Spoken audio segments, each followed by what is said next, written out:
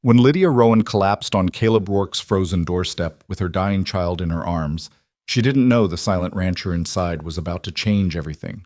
One brutal Kansas blizzard, one desperate widow with nowhere left to run, one broken man who'd sworn never to open his heart again.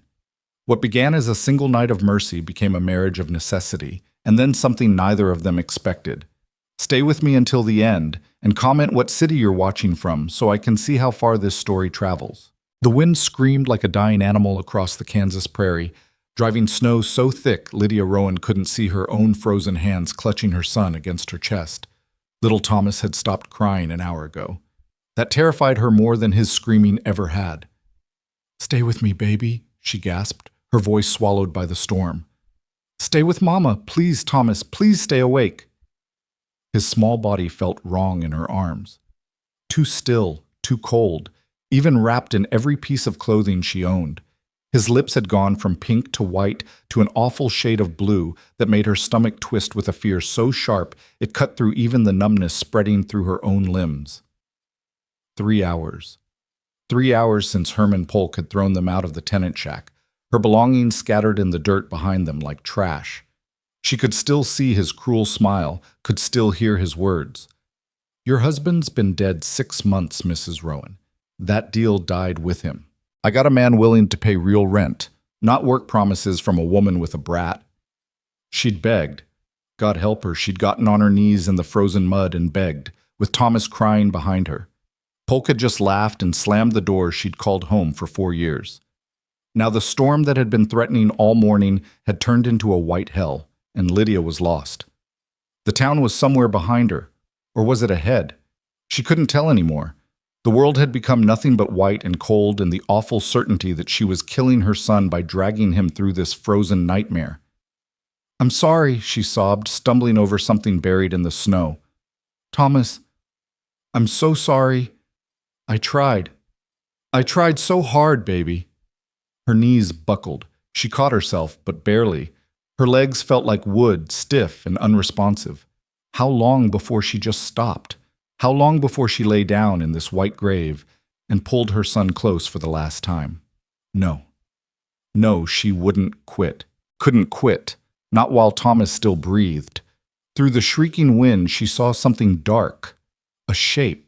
She blinked, certain it was a hallucination, but it remained. A building. A fence. Hope exploded in her chest, painful and bright.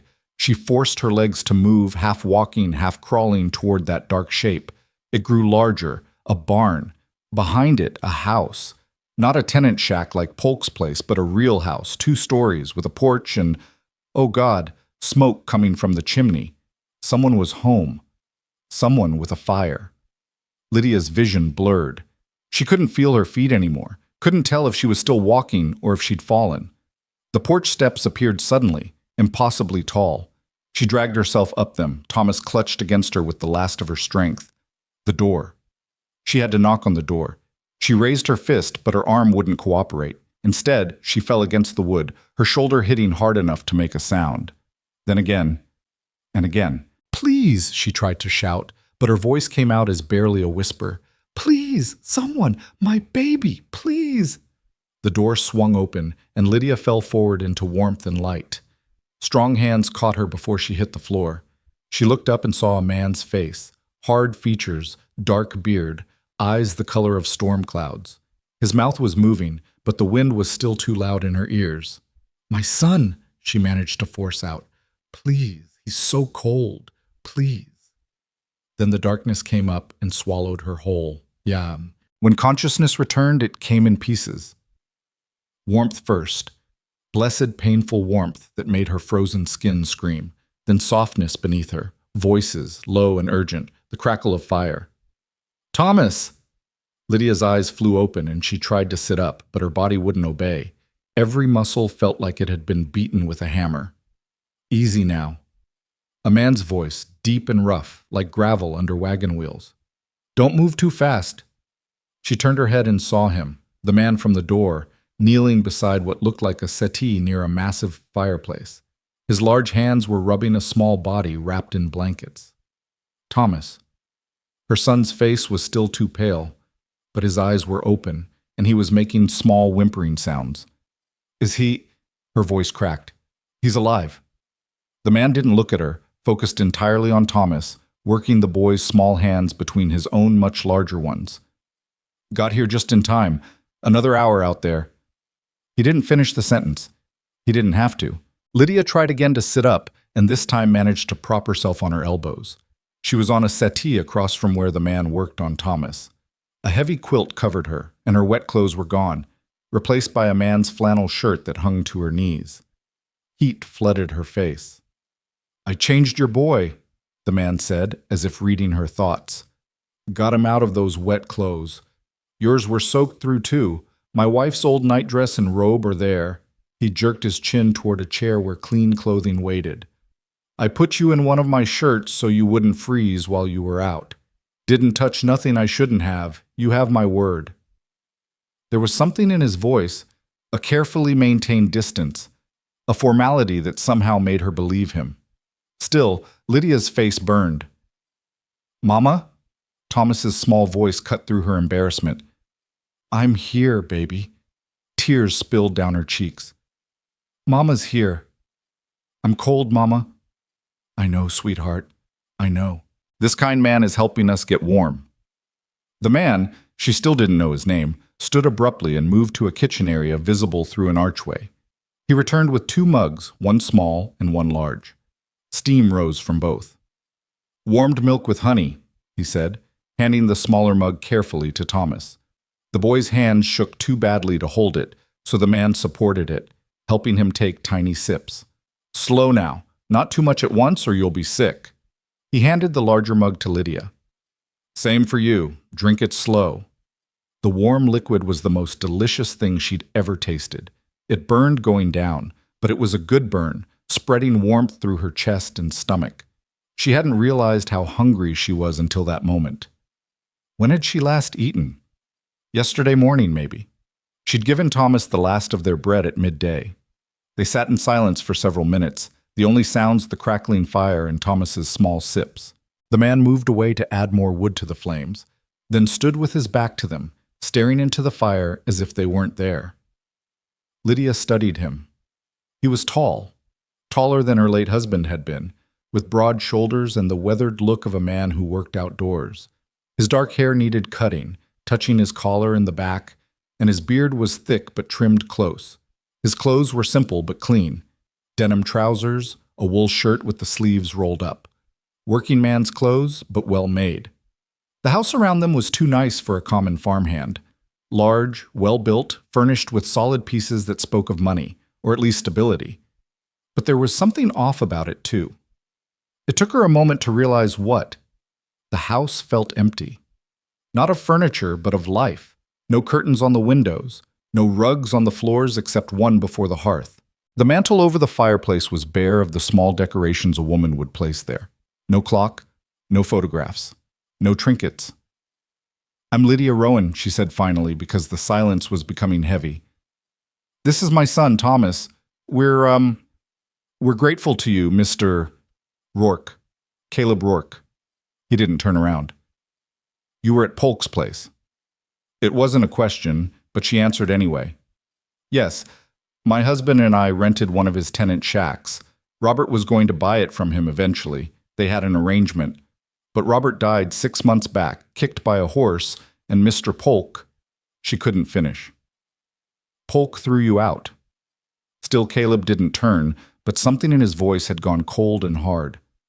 In this weather, with a child, he said he had someone willing to pay real money. Said a widow with a boy wasn't worth keeping on. The words hurt to say, even now, safe and warm in this stranger's house. They made her feel worthless, disposable. Polk's a bastard. Caleb said it matter-of-factly, like he was commenting on the weather. Always has been. Your husband should have had the deed in writing. He did. Lydia's hands tightened on the mug. Mr. Polk burned it. Said he couldn't find any such paper, that Robert must have been lying about their arrangement.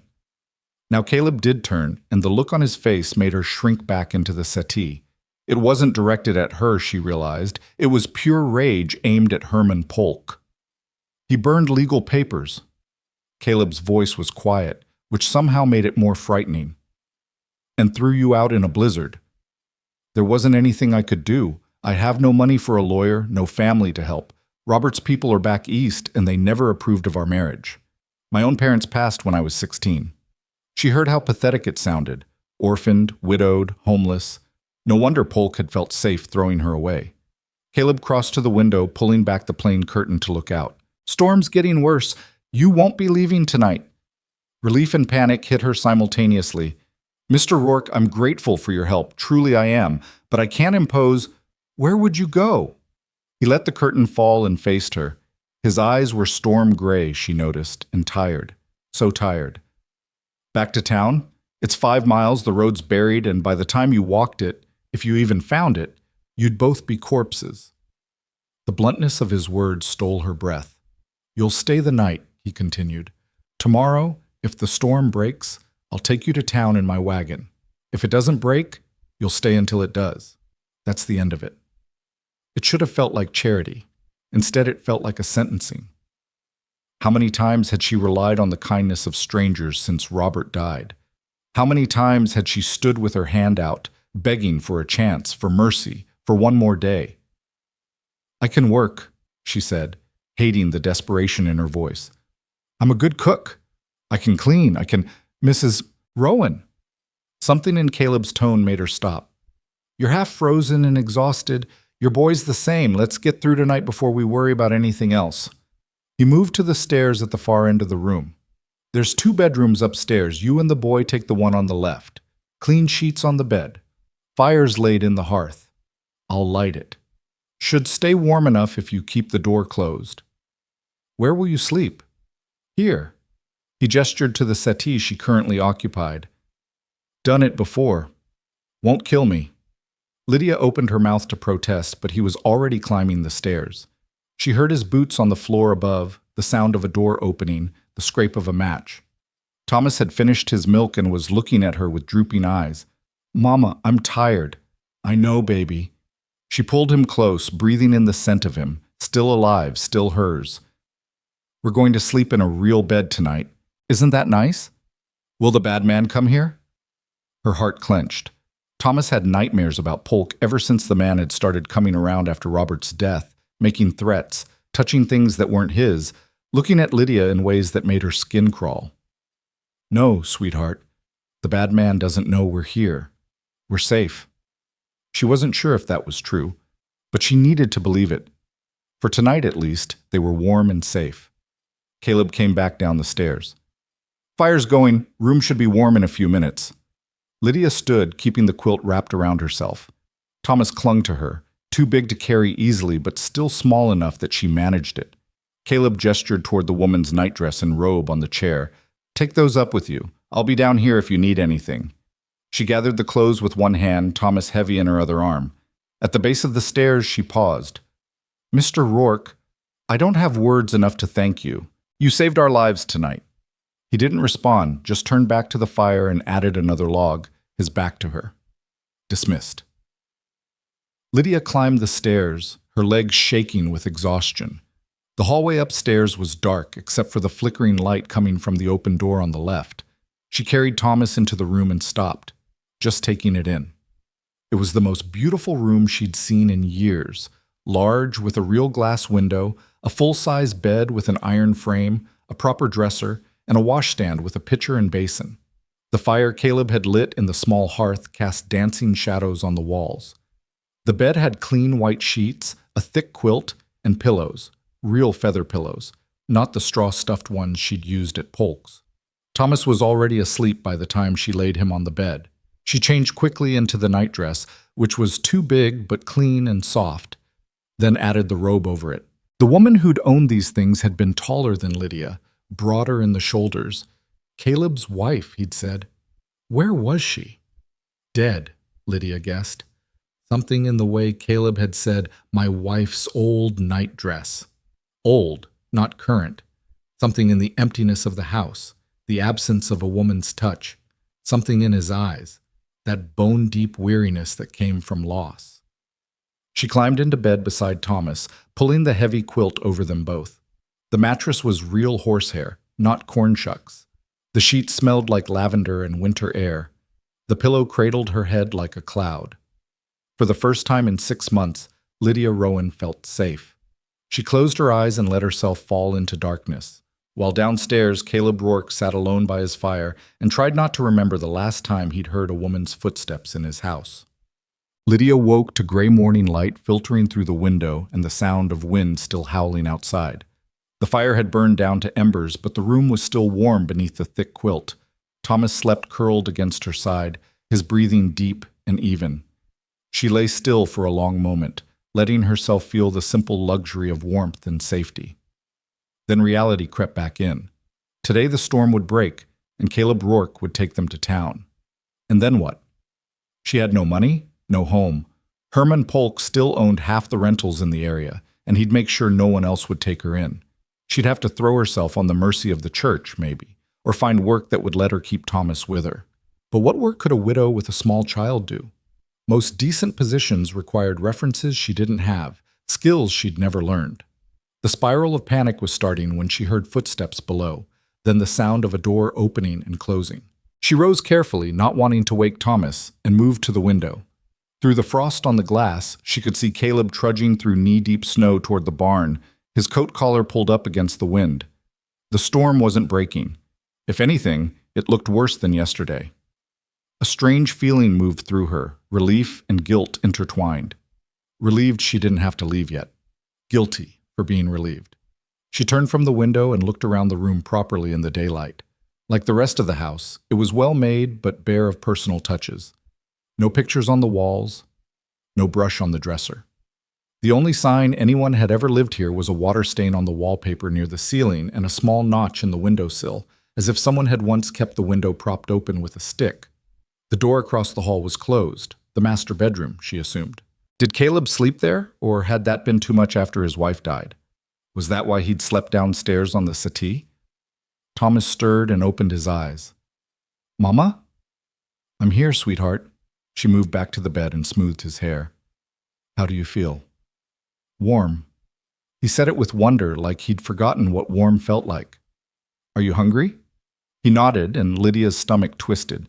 She had no food to give him, no way to feed him except to depend, once again, on a stranger's charity. "Let's go downstairs and see if Mr. Rourke has something for breakfast." She helped Thomas dress in his clothes from yesterday, dry now, though they'd need washing. She pulled the robe tight over the borrowed nightdress, feeling exposed and awkward, but she had no choice. Her own dress was presumably still wet. Downstairs, the house was empty, but warm. Caleb had built up the fire before going out. On the table near the kitchen, a solid oak piece that could seat 8, she found bread, butter, and a jar of preserves. A pot of coffee sat on the stove, still hot. No note, no instructions, but the meaning was clear. Help yourself. Lydia cut bread for Thomas and spread it with butter and preserves, watching him eat like he hadn't seen food in days. Which wasn't far from the truth. She poured herself coffee, black because she didn't want to presume to use his cream and sugar, and stood at the window watching the snow fall. The barn was a dark shape through the white curtain of the storm. What was Caleb doing out there? Feeding animals, she supposed? Rancher, he'd said he was. Or had he? No, she'd just assumed. She finished her coffee and looked around the kitchen. It was clean but clearly the domain of a man living alone. No curtains on the windows, no cloth on the table, no plants or decorations. The stove was good quality, but looked like it had seen hard use. The shelves were stocked with basic staples, nothing fancy. Before she could talk herself out of it, Lydia began to clean. She washed the few dishes in the basin, dried them, put them away. She found a broom in the pantry and swept the kitchen floor. In the main room, she folded the quilts Caleb had used on the settee, straightened the cushions, swept the hearth. It felt presumptuous to touch his things, to move through his space like she belonged there. But she couldn't just sit idle, couldn't just take without giving something back, even something as small as a swept floor.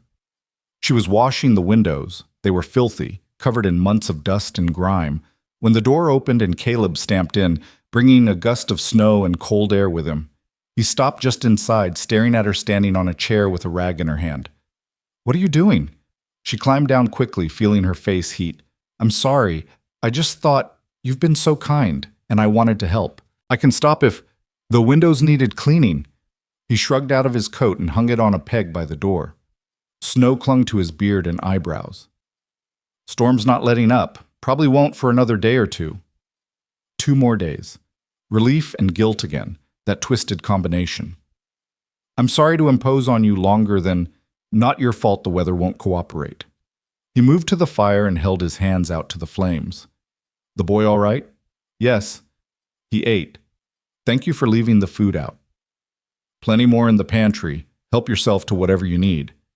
The words were gruff, but not unkind. Lydia clutched the rag, unsure what to do with her hands. Is there anything I can do? Any work you need help with?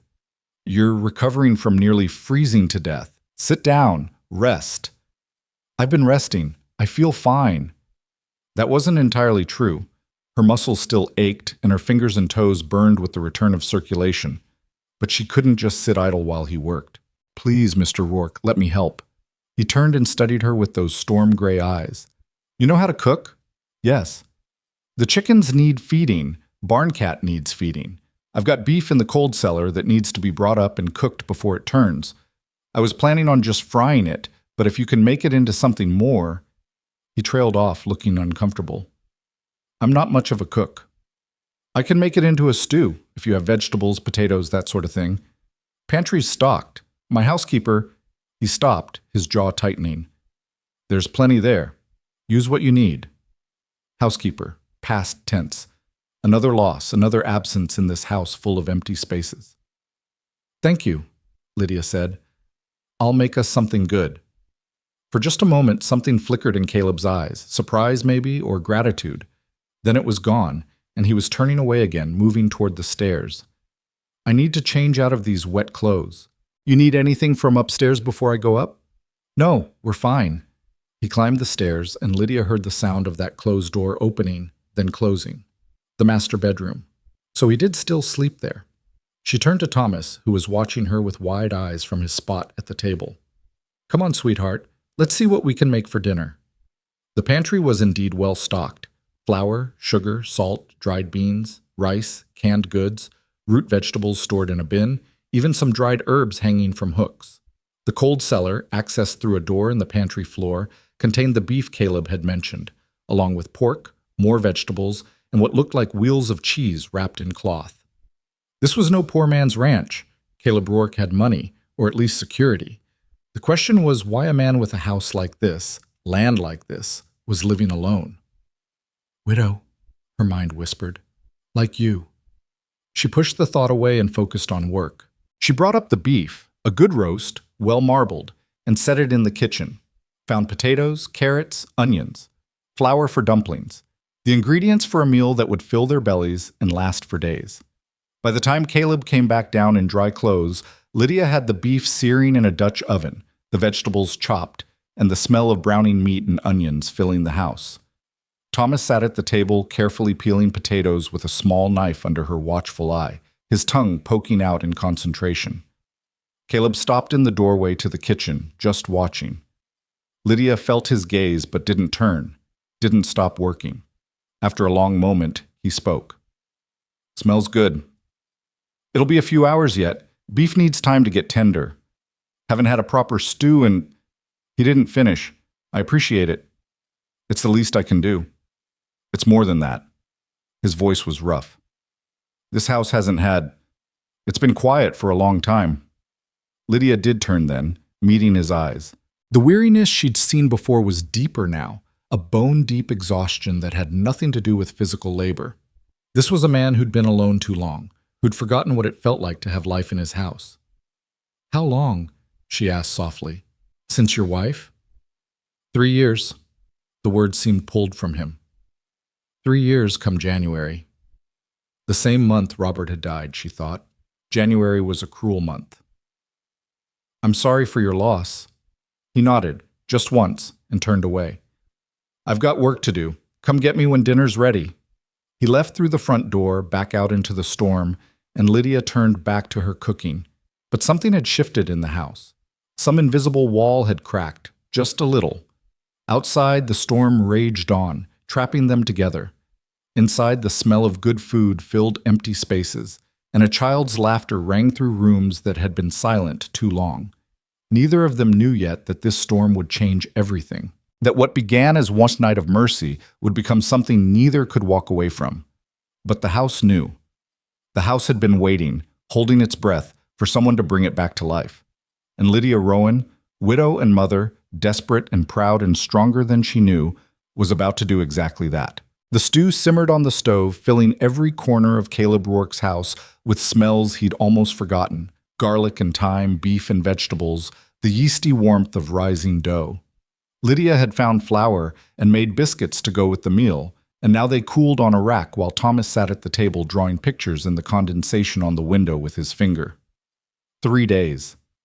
3 days the storm had raged without letting up, and 3 days Lydia and her son had been trapped in this house with a man who spoke maybe 20 words a day and disappeared into his work like a ghost fading at dawn. She'd learned his rhythms quickly. Up before sunrise to tend the animals, back for coffee, but never breakfast. Out again until noon. He'd come in for the midday meal she prepared, eat in silence while Thomas chattered about nothing, then vanish again until supper. After supper, he'd sit by the fire with a book or papers, ranch accounts, she guessed, while she cleaned up, and then he'd retire upstairs while she and Thomas took the guest room. It should have been awkward, this strange domesticity with a man she didn't know. Instead, it felt like slipping into a coat that fit just right, comfortable in a way that frightened her because it couldn't last. The front door opened, and Caleb stamped in with an armload of firewood. Snow clung to his hat and shoulders despite the short walk from the woodpile. He stacked the logs by the hearth, then pulled off his gloves and moved toward the stove, drawn by the warmth and the smell. "Dinner's almost ready," Lydia said, stirring the stew one more time. "Just needs 5 more minutes." He nodded and poured himself coffee from the pot she kept fresh throughout the day. Another thing she'd learned, Caleb Rourke ran on coffee and silence. "Storm's finally breaking," he said, his first words to her since breakfast. "Should clear by tomorrow." Lydia's hand stilled on the spoon. Tomorrow. Tomorrow he'd hitch up his wagon and take them to town, and this strange interlude would end. Back to reality, back to having no home, no prospects, no way to feed her son. "That's good," she managed to say, though her throat felt tight. "You've been very patient with us." "Wasn't your fault." He took a long drink of coffee, his eyes on the window and the white world beyond. "Can't control the weather. Still, we've imposed.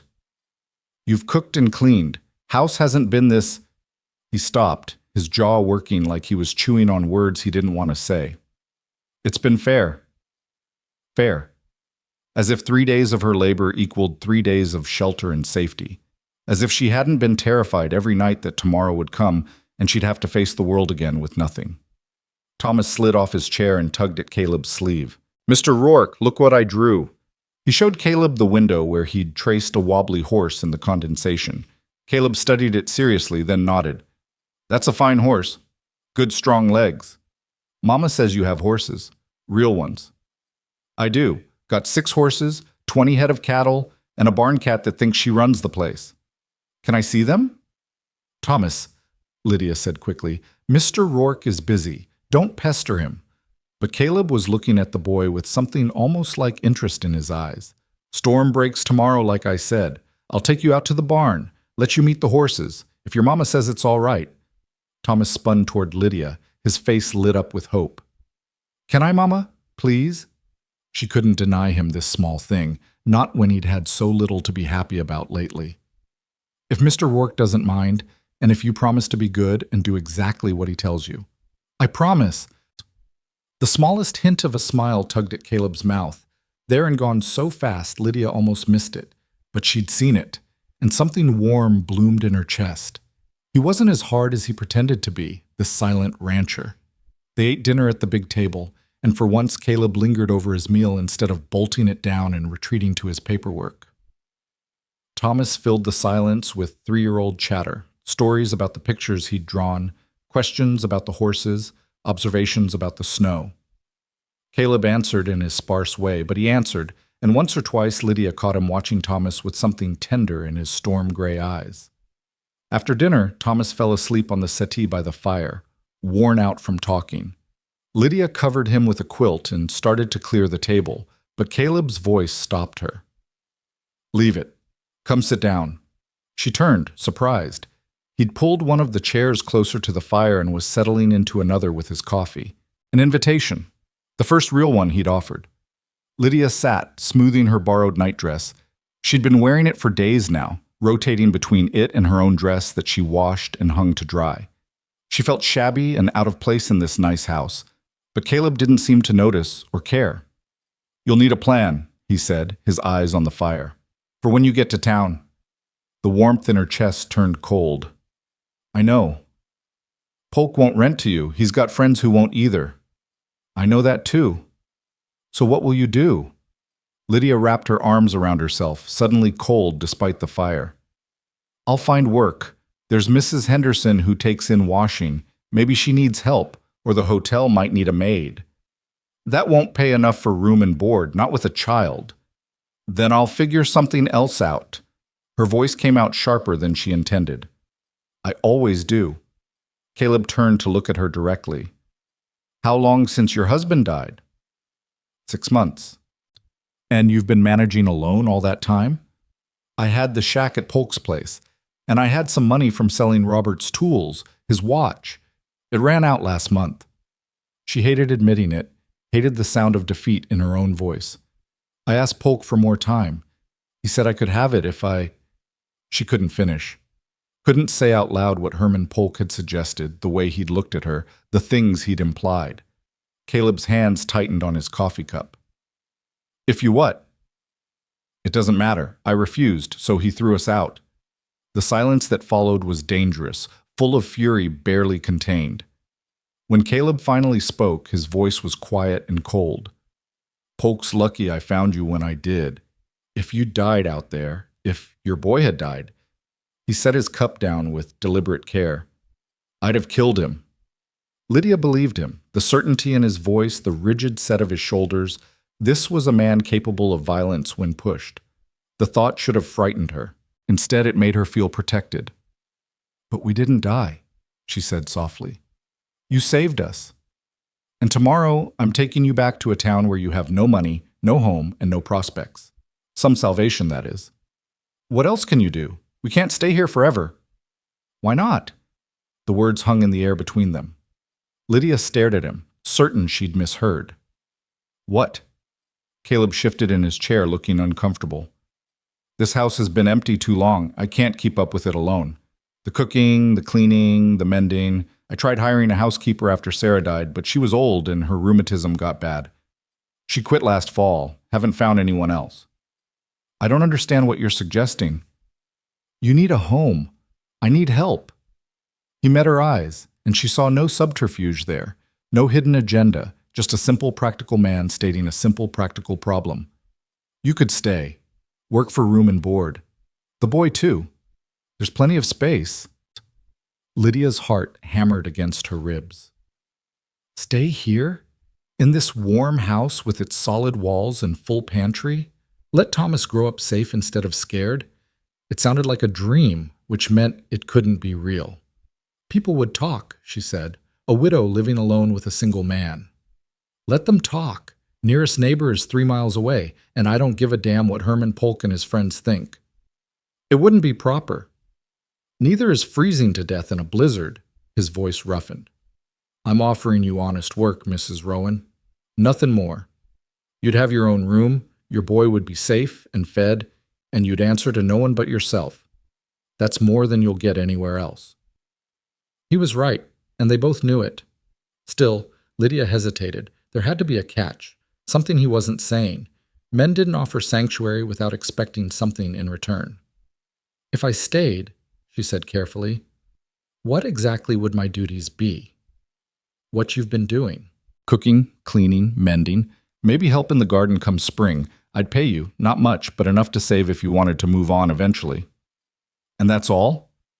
Understanding flashed in his eyes, followed by something that might have been anger, but not at her. "I'm not Herman Polk, Mrs. Rowan. I'm not looking for anything except someone to keep my house in order. My wife's been dead 3 years, and I loved her enough that I'm not interested in replacing her, especially not with a woman who'd only be here because she had no other choice." The bluntness of it stung, but Lydia appreciated the honesty. Better to know where she stood than to wonder and worry. How long would you want me to stay? As long as it suits us both. You want to leave? You leave. Just give me fair warning so I can find someone else. It was more than fair. It was generous, though Caleb would probably deny it. And it meant Thomas would be safe, warm, fed. That alone was worth any gossip, any impropriety. All right, she said. I'll stay. Something eased in Caleb's expression, though he only nodded. Good. That's settled then. He picked up his coffee and went back to staring at the fire, and Lydia understood the conversation was over. She rose quietly and went back to the kitchen to finish cleaning up, her mind spinning. She was going to stay. In this house, with this strange, silent man, indefinitely. It should have felt dangerous, reckless. Instead, it felt like the first safe decision she'd made in 6 months. The next morning dawned clear and brutally cold. The storm had blown itself out sometime before dawn, leaving the world buried under 3 feet of fresh snow that sparkled like diamonds in the sunlight. Caleb was up early, and Lydia heard him shoveling a path from the house to the barn before she'd even made coffee. Thomas woke excited about seeing the horses and could barely sit still through breakfast. Lydia dressed him in his warmest clothes, still shabby, but at least clean, and wrapped him in quilts before Caleb could take him outside. Keep him away from the hooves, she said, knowing she was being overprotective but unable to stop herself. And don't let him get cold. I'll watch him. Caleb's eyes were warmer this morning, less guarded. He'll be fine. She watched from the window as Caleb led Thomas through the shoveled path toward the barn, her son's small hand swallowed by the rancher's large one. Something about the sight made her chest ache, not with sadness, but with a longing so sharp it hurt. Robert had never been patient with Thomas, had always expected the boy to be quieter, more manageable. But Caleb bent down to answer Thomas's endless questions, adjusted his stride to match the child's shorter legs, pointed out animal tracks in the snow. They were gone for an hour. When they came back, Thomas was pink-cheeked and glowing with happiness, chattering about a horse named Buck and a cat named Smoke, and the new calf that had been born in the night. Mr. Rourke let me feed Buck, Thomas announced, bouncing on his toes. And he said when I'm bigger, he'll teach me to ride. Lydia looked at Caleb, who just shrugged. Boy should know how to ride if he's going to live on a ranch. Live on a ranch. The words settled into Lydia's bones like warmth. This was real. This was happening. The days that followed fell into a rhythm that felt almost normal. Caleb worked his ranch, disappearing for hours to mend fences, check on cattle, chop wood, do the 1,000 tasks that kept a place running. Lydia kept the house, cooking, cleaning, organizing, restoring order to rooms that had been neglected too long. Thomas played and helped where he could, carrying wood, sweeping floors, learning to be useful. It was on the 5th day that Lydia ventured into the room she'd been avoiding, the upstairs bedroom at the end of the hall. Caleb slept in the master bedroom, and she and Thomas occupied the guest room, but there was a third door she'd never opened. That morning, gathering laundry, she found it ajar. She knocked, waited, then pushed it open. It was a woman's room, frozen in time. A sewing basket sat beside a rocking chair, still full of half-finished needlework. Dresses hung in the wardrobe, beautiful dresses, far nicer than anything Lydia had ever owned. The dresser held hairbrushes, ribbons, a small music box shaped like a bird. Everything was covered in a thick layer of dust. Sarah's room. It had to be. Caleb's wife had died 3 years ago, and he'd simply closed the door and left everything exactly as it had been. Lydia shouldn't touch anything. She knew that. This was private, sacred, none of her business. But the room felt wrong. Not like a shrine, but like a wound that had never healed. A room closed off was a room that couldn't let go. She made a decision that might have been overstepping, but felt necessary. She cleaned. She dusted every surface, washed the windows, aired out the linens. She left the personal items exactly where they were. The hairbrushes, the jewelry, the small things that had touched Sarah Rourke's skin. But she made the room clean, cared for, respected. Not erased, but honored.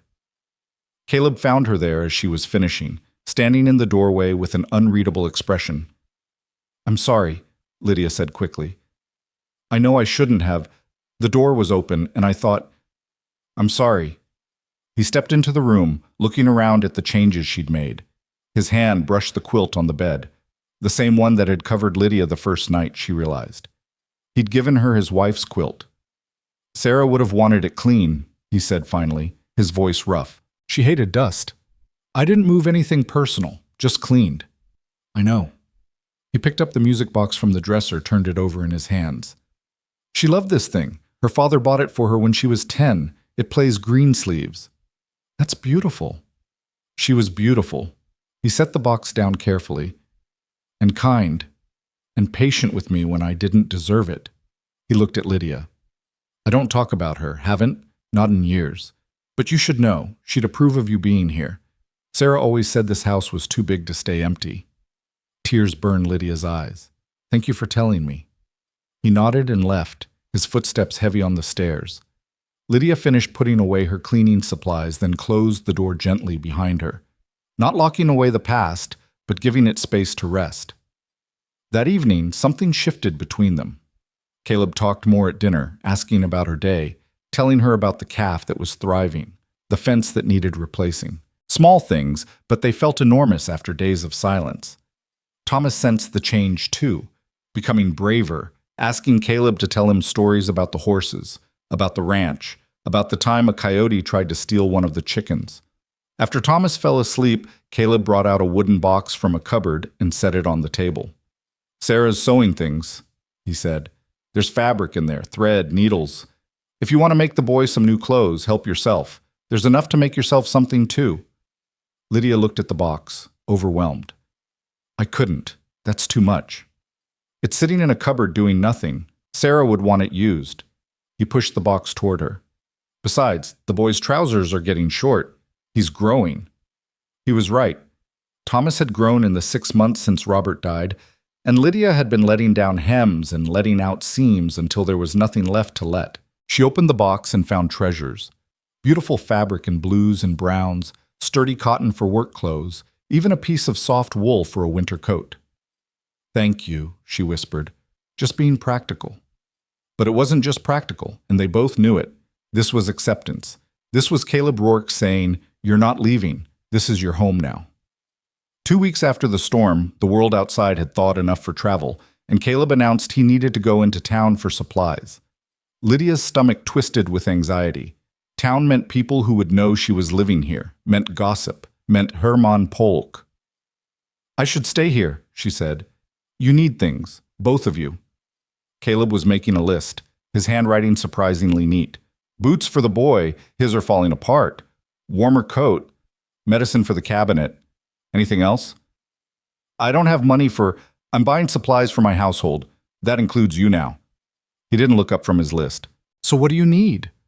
Lydia swallowed her pride because Thomas needed boots, needed a coat, needed things she couldn't provide. Just what you said, for Thomas. And for you? I'm fine. Now he did look up, his eyes sharp. Mrs. Rowan, when's the last time you had a new dress? That doesn't matter. It does if you're working for me. Can't have my housekeeper looking like she's starving. People will think I don't pay fair wages.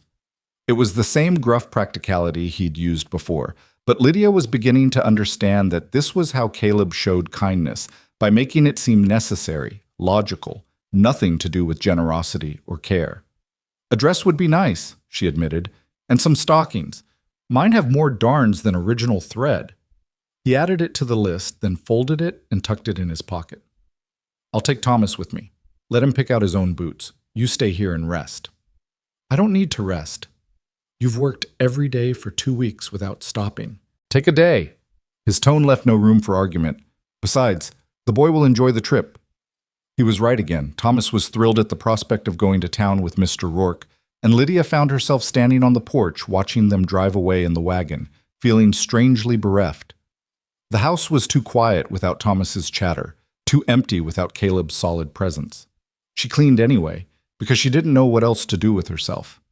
She baked bread and started a stew for supper. She sat at the table with Sarah's sewing box and began cutting fabric for Thomas's new trousers. But her mind kept drifting to town, to Caleb and Thomas walking into the general store, to what people would say. They returned just before supper, and Lydia knew immediately that something had happened. Caleb's jaw was tight, his eyes hard, and he didn't speak as he carried supplies into the house. Thomas ran to show her his new boots, but even his excitement was dimmed. "What happened?" Lydia asked quietly while Thomas was distracted. "Polk was in town.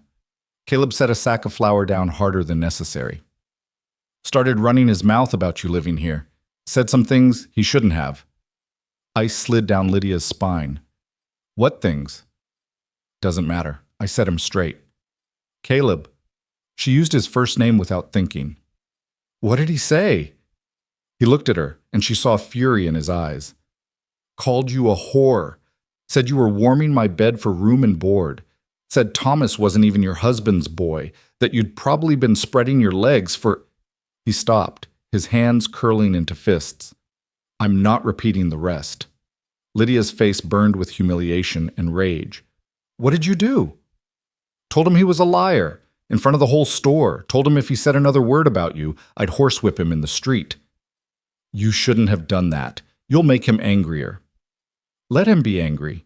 He's a bully and a coward, and bullies need to be stood up to." Caleb's voice was hard as iron. "No one talks about you that way. Not while you're under my protection." Under my protection. The words wrapped around Lydia like a blanket, warm and safe and terrifying because she was starting to depend on them too much. That night, lying in bed with Thomas asleep beside her, Lydia stared at the ceiling and admitted a truth she'd been avoiding. She didn't want to leave this house. Not next month, not next year, maybe not ever.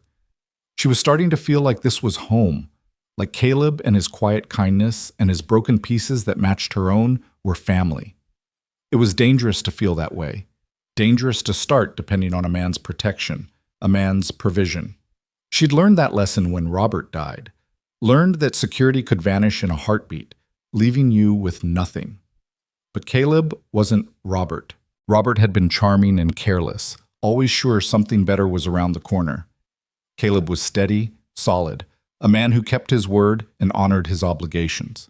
Still, Lydia promised herself she wouldn't get too comfortable, wouldn't start thinking of this arrangement as permanent.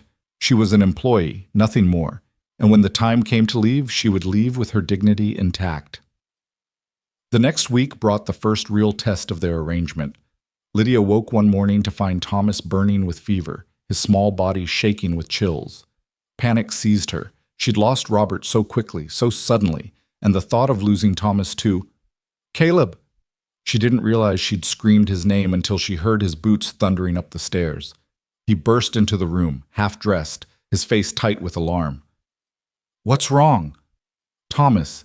He's burning up." Her hands shook as she pressed them to her son's forehead. "I don't know what to do. I don't have any medicine. Let me see." Caleb moved to the bed, his large hand gentle on Thomas's forehead. "He's hot, but not dangerously so. When did this start?" "I don't know. He was fine when we went to sleep." "All right, don't panic." Caleb's calm voice cut through her fear. "I'll ride to town, fetch the doctor. You stay here. Keep him cool. There's feverfew tea in the kitchen cupboard. Make him drink some if you can." He was gone before she could thank him, moving with swift purpose. Lydia followed his instructions, brewing the bitter tea and coaxing Thomas to swallow small sips. She bathed his face with cool water, changed his sweat-soaked nightshirt, held him when he cried for his papa. Caleb returned 3 hours later with Dr. Morrison, an elderly man who examined Thomas with patient thoroughness. "It's just a fever," he announced finally. "Probably a winter cold that settled in his chest. Keep him warm, make sure he drinks plenty of fluids, and it should pass in a few days." The relief was so intense Lydia had to sit down. "Are you sure?" "Sure as I can be, Mrs. Rowan. Your boy is young and strong. He'll be fine." Dr. Morrison packed up his bag and accepted Caleb's payment. "Though I must say I'm surprised to find you here. Mr. Polk told me you'd left the county." "Polk was wrong," Caleb said flatly. "Mrs. Rowan is my housekeeper. She lives here now." "I see." The doctor's tone was neutral, but his eyes were shrewd. "Well, she's lucky to have found such generous employment. Not many men would take in a widow with a child. Not many men need a good housekeeper as badly as I did." Caleb walked the doctor to the door. "Thank you for coming." After the doctor left, Caleb came back upstairs to check on Thomas, who was sleeping now, his breathing easier. Lydia sat beside the bed, exhausted from fear and relief. "Thank you," she said, "for getting the doctor, for not making me feel like a burden." "You're not a burden." Caleb stood in the doorway, too big for the frame. "You're—" He stopped, struggling with words. This house needed life in it again. You and the boy, you brought that. So no, you're not a burden. He left before she could respond, but Lydia sat in the darkness and felt something shift in her chest. Something dangerous and warm and entirely inappropriate for a woman who was just an employee, just a temporary fixture in a lonely man's house. Thomas recovered over the next few days, just as the doctor had promised. And life on the ranch continued, day after day of quiet routine that felt more like home than anywhere Lydia had lived since her parents died. But in town, Herman Polk was nursing his wounded pride and planning revenge. And in 3 weeks, he would come to Caleb Rourke's ranch with armed men and bad intentions, and everything would change again. Neither Lydia nor Caleb knew what was coming. They only knew that the house was warm, the work was steady, and somewhere in the quiet hours between dawn and dusk, they were both starting to feel a little less alone. Spring was trying to break through winter's grip the day Caleb found Lydia crying in the kitchen. She had her back to the door, her shoulders shaking with silent sobs as she stared at something in her hands. He'd come in from the barn early, meaning to tell her about the mare that was about to foal, but the sound of her crying stopped him cold. "Lydia," he said her name quietly, not wanting to startle her. "What's wrong?" She turned, hastily wiping her eyes, and he saw what she was holding. A letter, the paper thin and worn.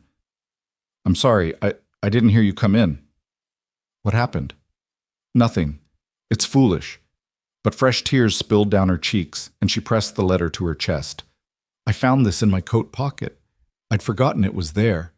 It's from Robert, from before he died. Just a silly note he left me one morning before going to work with the horses." Her voice broke. "He wrote that he loved me, that he'd be home for supper, but he never came home." Caleb crossed the kitchen and did something he'd never done before. He pulled her into his arms. She stiffened for just a moment, then collapsed against his chest, sobbing like her heart was breaking all over again. He held her while she cried, one hand awkward on her back, feeling useless and angry at a dead man for making her hurt like this. "I'm sorry," she gasped against his shirt. "I shouldn't fall apart like this. It's been 8 months. I should be stronger." Grief doesn't work on a schedule. His voice was rough with his own memories. "I still find things of Sarah's that make me feel like I'm drowning. A hair ribbon, a recipe in her handwriting. It doesn't stop hurting just because time passes." Lydia pulled back enough to look up at him, her eyes red and swollen. "How do you bear it?" "By keeping busy. By getting up every morning and doing the work that needs doing." He hesitated, then admitted, "And by being less alone than I was. You and Thomas, you've helped more than you know." Something shifted in her expression, something soft and vulnerable that made his chest tighten. They were standing too close, her hands still pressed against his shirt, his arms still around her. He could smell the lavender soap she used, could see the flecks of gold in her brown eyes. For one dangerous moment, he wanted to kiss her, wanted it so badly his hands shook with the effort of restraining himself. But she was grieving her husband, and he was supposed to be her employer, nothing more. So he stepped back, letting his arms fall to his sides. "Keep the letter," he said. "Put it somewhere safe. Those memories are worth holding on to." "Thank you." Her voice was barely a whisper. "For understanding." He nodded and turned to leave before he could do something stupid, but her voice stopped him at the door. "Caleb? You're less alone now, too. I hope you know that." He did know it. That was the problem. He was getting used to her presence in his house, her voice in his kitchen, her laughter when Thomas said something funny. He was getting used to not being alone, and that was dangerous because nothing lasted forever. She'd leave eventually, find a man to marry, or save enough money to start over somewhere else, and he'd be alone again in his big empty house. That afternoon he was mending fence in the far pasture when he saw riders approaching. 3 men on horseback, moving fast across his land like they owned it. Caleb recognized the lead rider immediately. Herman Polk, his face red with anger and whiskey courage. The two men with him were strangers, but they wore guns on their hips and had the look of hired muscle. Caleb set down his tools and walked to meet them, his own pistol suddenly heavy on his hip. He rarely wore it, but something had made him strap it on this morning. Instinct, maybe. Or luck. Polk reined in his horse 20 feet away, deliberately making Caleb look up at him. A power play. Caleb waited, patient and still, until Polk had to speak first. "You've got something that belongs to me, Rourke." "Don't recall borrowing anything from you, Polk." "That widow, Lydia Rowan, she owes me 3 months' rent." "She doesn't owe you anything. You threw her out, remember?" "Deal was over." "Deal was she'd pay in coin or trade." "She never paid either." Polk's smile was ugly. "I'm here to collect what's owed, with interest." Caleb's hands curled into fists. "Get off my land." "Not without the woman. She can come willing, or we'll take her. Your choice." The two hired men shifted in their saddles, hands drifting toward their guns. Caleb calculated odds and didn't like them. 3 against 1, and he wasn't a young man anymore. But he'd die before he let Polk touch Lydia. "You're not taking her anywhere." His voice was cold and flat. "And if you try, I'll put a bullet in you." Polk laughed, but there was nervousness under it. "Big talk from one man against 3. You really want to die for a whore who's probably spreading her legs for—" The gunshot cracked across the pasture, sharp and final. All 4 men froze. Polk's hat flew off his head, spinning away in the spring wind. He grabbed for his bare scalp, his face white with shock. "Next one won't miss." Lydia's voice rang out clear and strong from the porch of the house, 100 yards away.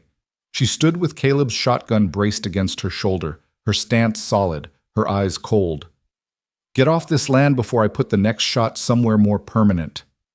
Caleb's heart hammered against his ribs, pride and terror mixed together. She could have hit Polk, could have killed him. Instead, she'd sent a message, and everyone understood it. Polk was shaking, whether from fear or rage, Caleb couldn't tell. "You crazy bitch! You tried to kill me!" "I didn't try anything. If I'd wanted you dead, you'd be dead." She pumped the shotgun, chambering another shell. "You've got to the count of 10 to be off this property. 1. You can't. 2. The hired men were already turning their horses. They hadn't been paid enough to face down an angry woman with a gun and good aim. "This isn't over, Rourke."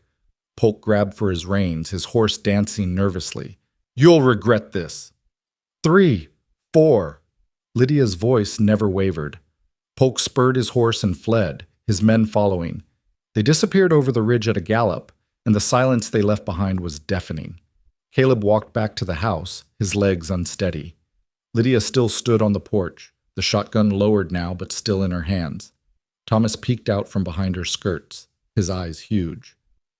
"Where'd you learn to shoot like that?" Caleb asked when he reached her. "My father taught me. He said a woman on the frontier needed to know how to protect herself." Her hands were shaking now, the adrenaline wearing off. "I haven't fired a gun in years. I wasn't sure I still could." "You hit exactly what you aimed at." He took the shotgun gently from her hands. "That was either the best shooting I've ever seen or the luckiest. Bit of both, maybe." She sank down onto the porch steps, suddenly boneless. "I was in the kitchen when I saw them riding up. The way they looked, the way Polk was acting, I knew it was trouble. So I grabbed your shotgun from over the mantel and came out. You could have been killed. So could you." She looked up at him, her eyes fierce. "Did you think I'd stand by and watch him hurt you after everything you've done for us?" Something in his chest cracked open, letting in light and warmth and a feeling he'd thought died with Sarah. He sat down beside her on the steps, close enough that their shoulders touched. "Thank you," he said simply. "We're even now." But she was smiling, shaky and small, and he found himself smiling back. Thomas climbed onto Caleb's lap, needing reassurance. "Is the bad man gone?" "He's gone, buddy, and he's not coming back." Mama was so brave. She scared him away. She did. Caleb met Lydia's eyes over the boy's head. "Your mama's the bravest person I know." They sat there for a long moment, the 3 of them together on the porch, while Caleb's mind raced ahead to what came next. Polk wouldn't let this go. He'd nurse his wounded pride and his fear, and he'd come back. Maybe not today or tomorrow, but eventually. Caleb needed to make sure Lydia and Thomas were protected, legally and permanently, before that happened.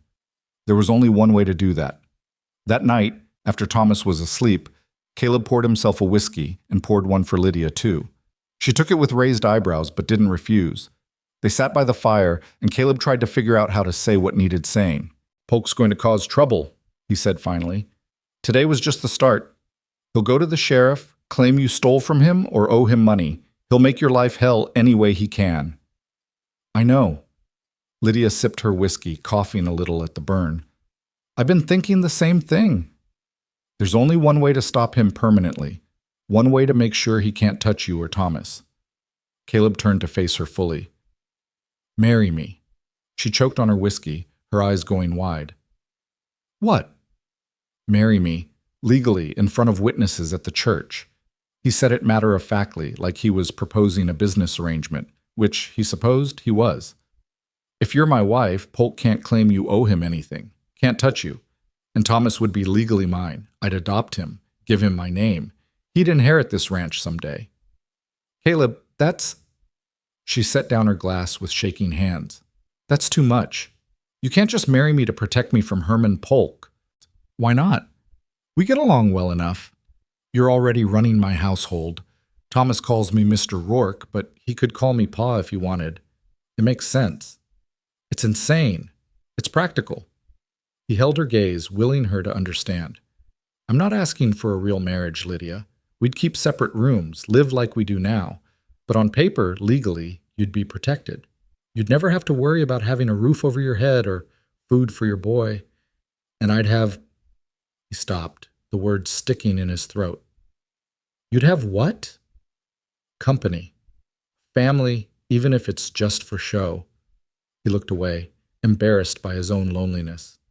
"This house has been dead too long. You brought it back to life. I don't want it to die again when you leave. And if I want to leave, if I meet someone I actually love, or if you do, then we'll figure it out. Get an annulment if we haven't—" He cleared his throat. "If the marriage stays in name only, annulment won't be hard. But I don't think either of us is looking for love, Lydia. We both had it once. Maybe that's enough for one lifetime." She was quiet for so long he thought she'd refuse. Then she spoke, her voice small and uncertain. "Thomas needs a father. He needs stability, security, a home he won't be thrown out of. I can't give him those things alone." "I can give him those things. I want to give him those things." "And you'd really adopt him? Give him your name?" "He'd be my son in every way that matters. I'd raise him right, teach him the ranch, leave him something when I'm gone." More silence. Lydia stared into the fire, and Caleb watched her profile, memorizing the curve of her cheek, the line of her jaw. She was pretty, he realized. He'd been too wrapped up in his own grief to notice before, but she was genuinely pretty, not flashy or delicate like Sarah had been, but strong and real and here. "All right," she said finally. "I'll marry you." Relief hit him like a physical blow. "You will?" "On one condition. We do this right. A real wedding, in the church, with witnesses. Not sneaking off to some justice of the peace like we're ashamed. If we're going to do this, we do it proper so no one can say it wasn't legal." "Agreed. And you have to promise me something else." She turned to face him, her eyes bright with tears. "Promise me you won't regret this. That you won't wake up one day and hate me for trapping you in a marriage you don't want." "Lydia." He reached out and took her hand, her fingers small and work-roughened in his. "You're not trapping me. I asked you, and I won't regret it. I promise you that." She squeezed his hand, and they sat there holding on to each other while the fire crackled and the night deepened outside. Tomorrow they'd ride to town and speak to the pastor. Tomorrow they'd face the gossip and the judgment and Herman Polk's rage. But tonight they had this, a quiet promise between two lonely people who'd found unexpected shelter in each other. The next morning, Caleb hitched up the wagon and drove Lydia into town, leaving Thomas with a neighbor woman he trusted. The ride was quiet, both of them lost in their own thoughts about what they were about to do. Pastor Reynolds was a good man, weathered and practical, who'd married Caleb and Sarah 15 years ago. He listened to Caleb's request without judgment, though his eyebrows climbed toward his hairline. You want to marry Mrs. Rowan, the widow who's been living in your house. She's my housekeeper, Caleb said firmly. Has been for 6 weeks now. And yes, I want to marry her. Make it legal and proper.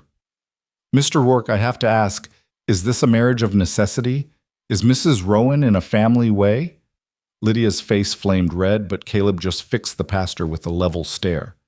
No, sir. This is a marriage of practicality. Mrs. Rowan needs a home and protection. I need help with my ranch and house. We suit each other and we're both old enough to make our own choices. Pastor Reynolds looked at Lydia. Is this what you want, Mrs. Rowan? You're under no obligation to marry this man just because he's given you shelter. I want to marry him, Lydia said, and her voice was steady. Mr. Rourke is a good man, and my son needs a father. I know what I'm doing. The pastor studied them both for a long moment, then nodded. All right, I'll post the banns this Sunday and marry you 3 weeks from today, assuming no one objects. That's proper, and gives the community time to— No. Caleb's voice was flat. I want to marry her today, right now. That's highly irregular, Mr. Rourke. So is a man threatening a widow with violence on my land. So is Herman Polk trying to claim she owes him something she doesn't owe. I want her protected now, not in 3 weeks when Polk's had time to cause more trouble. Understanding dawned in the pastor's eyes. Polk's been making threats? He came to my ranch yesterday with 2 armed men, tried to take Mrs. Rowan by force. She had to defend herself with my shotgun. Pastor Reynolds stood abruptly. I'll get my wife to witness. We'll do this now. The ceremony was quick and simple, with the pastor's wife and the church's elderly caretaker as witnesses. Caleb had no ring to give Lydia, but she didn't seem to care. She repeated the vows in a clear voice, promising to love and honor and cherish, and Caleb did the same, meaning every word, even though this wasn't supposed to be a real marriage. When the pastor said, "You may kiss your bride," Caleb hesitated. They hadn't discussed this part, but Lydia lifted her face to his, and he bent down and pressed his lips to hers, gentle, chaste, over in a moment. But that brief contact sent heat racing through his blood, made him want things he'd promised himself he wouldn't want. Congratulations, Pastor Reynolds said, shaking Caleb's hand. You're now husband and wife in the eyes of God and the law. They signed the certificate, and Caleb paid the pastor's fee. On the way out of the church, Lydia stumbled on the steps, and Caleb caught her arm. You all right? I just married a man I've known for 6 weeks. She laughed, high and shaky. I think I'm entitled to be a little unsteady. You can still change your mind. We could get it annulled before about— No. She gripped his arm tighter. No, I don't want to change my mind. I'm just nervous. Me too. That surprised her enough that she looked up at him. Really? I just married a woman I've known for 6 weeks, who also held off 3 armed men with my shotgun. I'd be a fool not to be nervous. She laughed again, and this time it sounded genuine. We're quite a pair, aren't we? That we are, Mrs. Rourke. Her eyes widened. I'm Mrs. Rourke now. You are. And something about saying it, claiming her with his name, felt right in a way Caleb hadn't expected. They stopped at the general store for supplies, and Caleb made sure to introduce Lydia as his wife to everyone they met. Word would spread fast. By tomorrow, the whole county would know that Caleb Rourke had married his housekeeper. Let them talk. Let Herman Polk hear it and know that Lydia was beyond his reach now. On the way home, they picked up Thomas from the neighbor. The boy bounced with excitement when Caleb told him the news. You're really my pa now. If you want me to be. Caleb's throat was tight. You can keep calling me Mr. Rourke if you'd rather, but yes, I'm your father now, legal and proper. Thomas threw his small arms around Caleb's neck and hugged him fierce and hard. I want to call you Pa. Caleb hugged him back, this small boy who'd become his son in the space of a morning, and felt something break loose in his chest. All the grief and loneliness he'd been carrying for 3 years, cracking open to make room for something new. That night, after Thomas was asleep, Caleb found Lydia standing in the doorway of the master bedroom, looking uncertain. I wasn't sure. She twisted her hands together. You said separate rooms, but there's only 2 bedrooms. Thomas needs his room, so should I? You take this room. Caleb gestured to the master bedroom. It's yours now. You're the lady of the house. But where will you sleep? I'll move my things to Sarah's old room, or I can sleep downstairs if that's better. No. She stepped into the master bedroom, looking around at the large bed, the solid furniture. No, you keep this room. I'll take Sarah's room. It's clean now, and it seems right somehow. Like she'd approve. Caleb thought about that, then nodded slowly.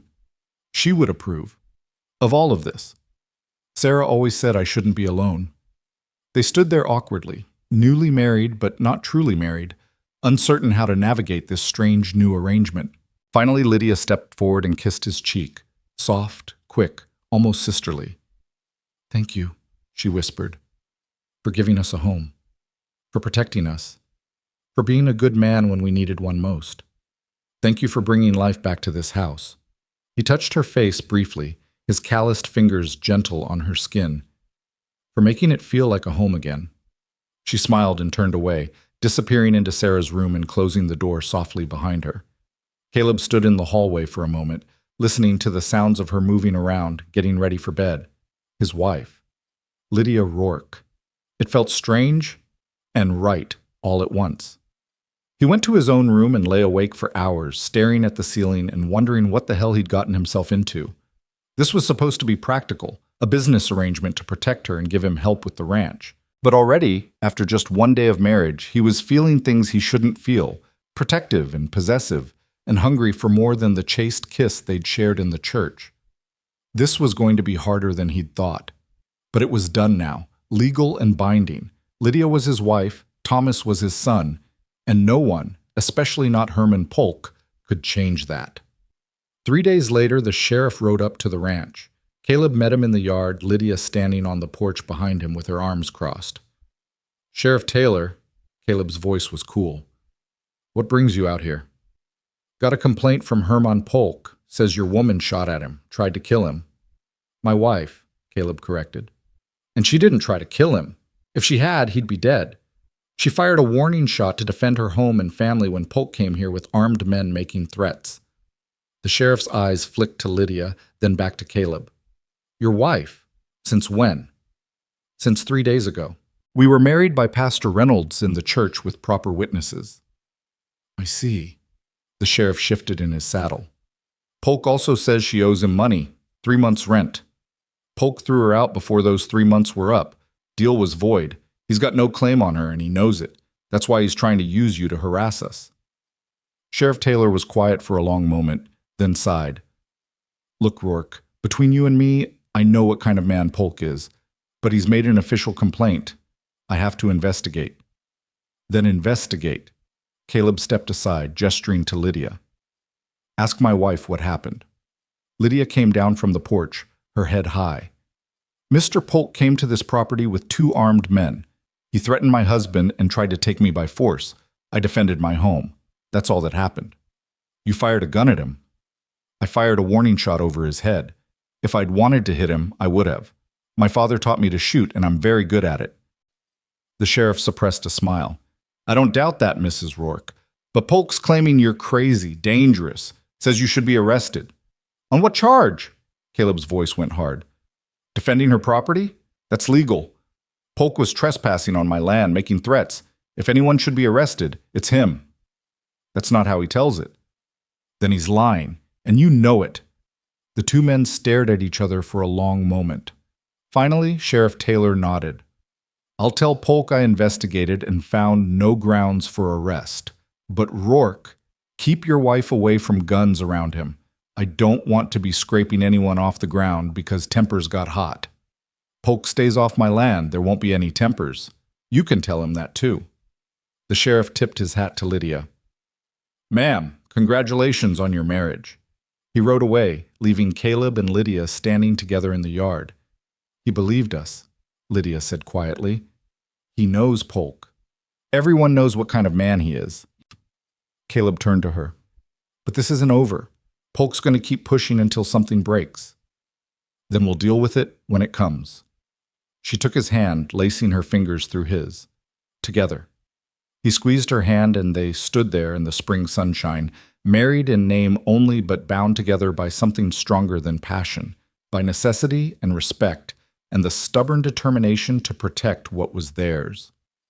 Hermann Polk's reckoning was coming. But when it came, he would find not a vulnerable widow and a lonely rancher, but a united family willing to fight for their home. And they did fight. The next Sunday, Caleb took his new family to church for the first time as man and wife. He'd known there would be whispers, but he hadn't expected the cold silence that fell when they walked through the doors. Women turned away, pulling their skirts aside as if Lydia carried disease. Men stared with open speculation, their eyes moving between Caleb and Lydia in ways that made his jaw clench. Thomas pressed close to Lydia's side, frightened by the hostility. Caleb put his hand on the boy's shoulder and steered them to a pew near the front, the same pew he'd sat in with Sarah all those years ago. If the congregation wanted to judge them, they could do it while looking at the backs of their heads. Pastor Reynolds preached about compassion and not casting stones, his eyes pointedly sweeping the pews, but the damage was done. After the service, only 2 people approached them: Mrs. Henderson, the washerwoman, and old Mr. Carter, who owned the feed store. "Don't let them get to you," Mrs. Henderson said quietly, squeezing Lydia's hand. "Small minds make for cruel tongues. You hold your head high, Mrs. Rourke." "Thank you," Lydia whispered, her eyes bright with unshed tears. On the church steps, Hermann Polk blocked their path. He'd cleaned up since the confrontation at the ranch, wearing his Sunday suit and a smile that didn't reach his eyes. "Well, well, the happy couple," his voice carried across the churchyard. "Didn't take you long to trap yourself a rich rancher, did it, Lydia? Smart woman, spreading your legs for—" Caleb's fist connected with Polk's jaw before the man could finish. Polk went down hard, blood spurting from his split lip. Women gasped. Men rushed forward, some to help Polk, others to hold Caleb back. "You watch your mouth around my wife," Caleb growled, shaking off the hands trying to restrain him. "Or next time I'll do more than split your lip." "You're crazy!" Polk scrambled to his feet, dabbing at his bleeding mouth. "Everyone saw it. He attacked me for no reason." "No reason?" Caleb took a step forward, and Polk actually backed up. "You called my wife a whore in front of the whole congregation. That's reason enough." Pastor Reynolds hurried down the steps. "Gentlemen, please. This is the Lord's house." "Then maybe Polk should remember the commandment about bearing false witness," Caleb said. He turned to Lydia, who stood frozen on the steps, her face white. "Come on. We're going home." They drove back to the ranch in tense silence. Thomas had fallen asleep against Lydia's side, exhausted by the tension. When they pulled up to the house, Lydia finally spoke. "You shouldn't have hit him." "He called you a whore." "I know what he called me, but now you've given him exactly what he wants, witnesses who saw you attack him. He can press charges, Caleb. He can have you arrested." "Let him try." Caleb helped her down from the wagon, his hands lingering on her waist. "I won't let anyone speak about you that way. Not ever. I can handle cruel words. What I can't handle is you getting hurt because of me." She looked up at him, and the fear in her eyes was real. "You've given us so much. I couldn't bear it if protecting me cost you everything." He cupped her face in his hands, his thumbs brushing away the tears that had finally spilled over. "You and Thomas are my family now. Protecting you doesn't cost me anything. It's what a man does for his family." She leaned into his touch, and for a moment they stood there in the afternoon sun, closer than they'd been since the chaste kiss at their wedding. Caleb wanted to kiss her again, properly this time, but Thomas stirred between them and the moment broke.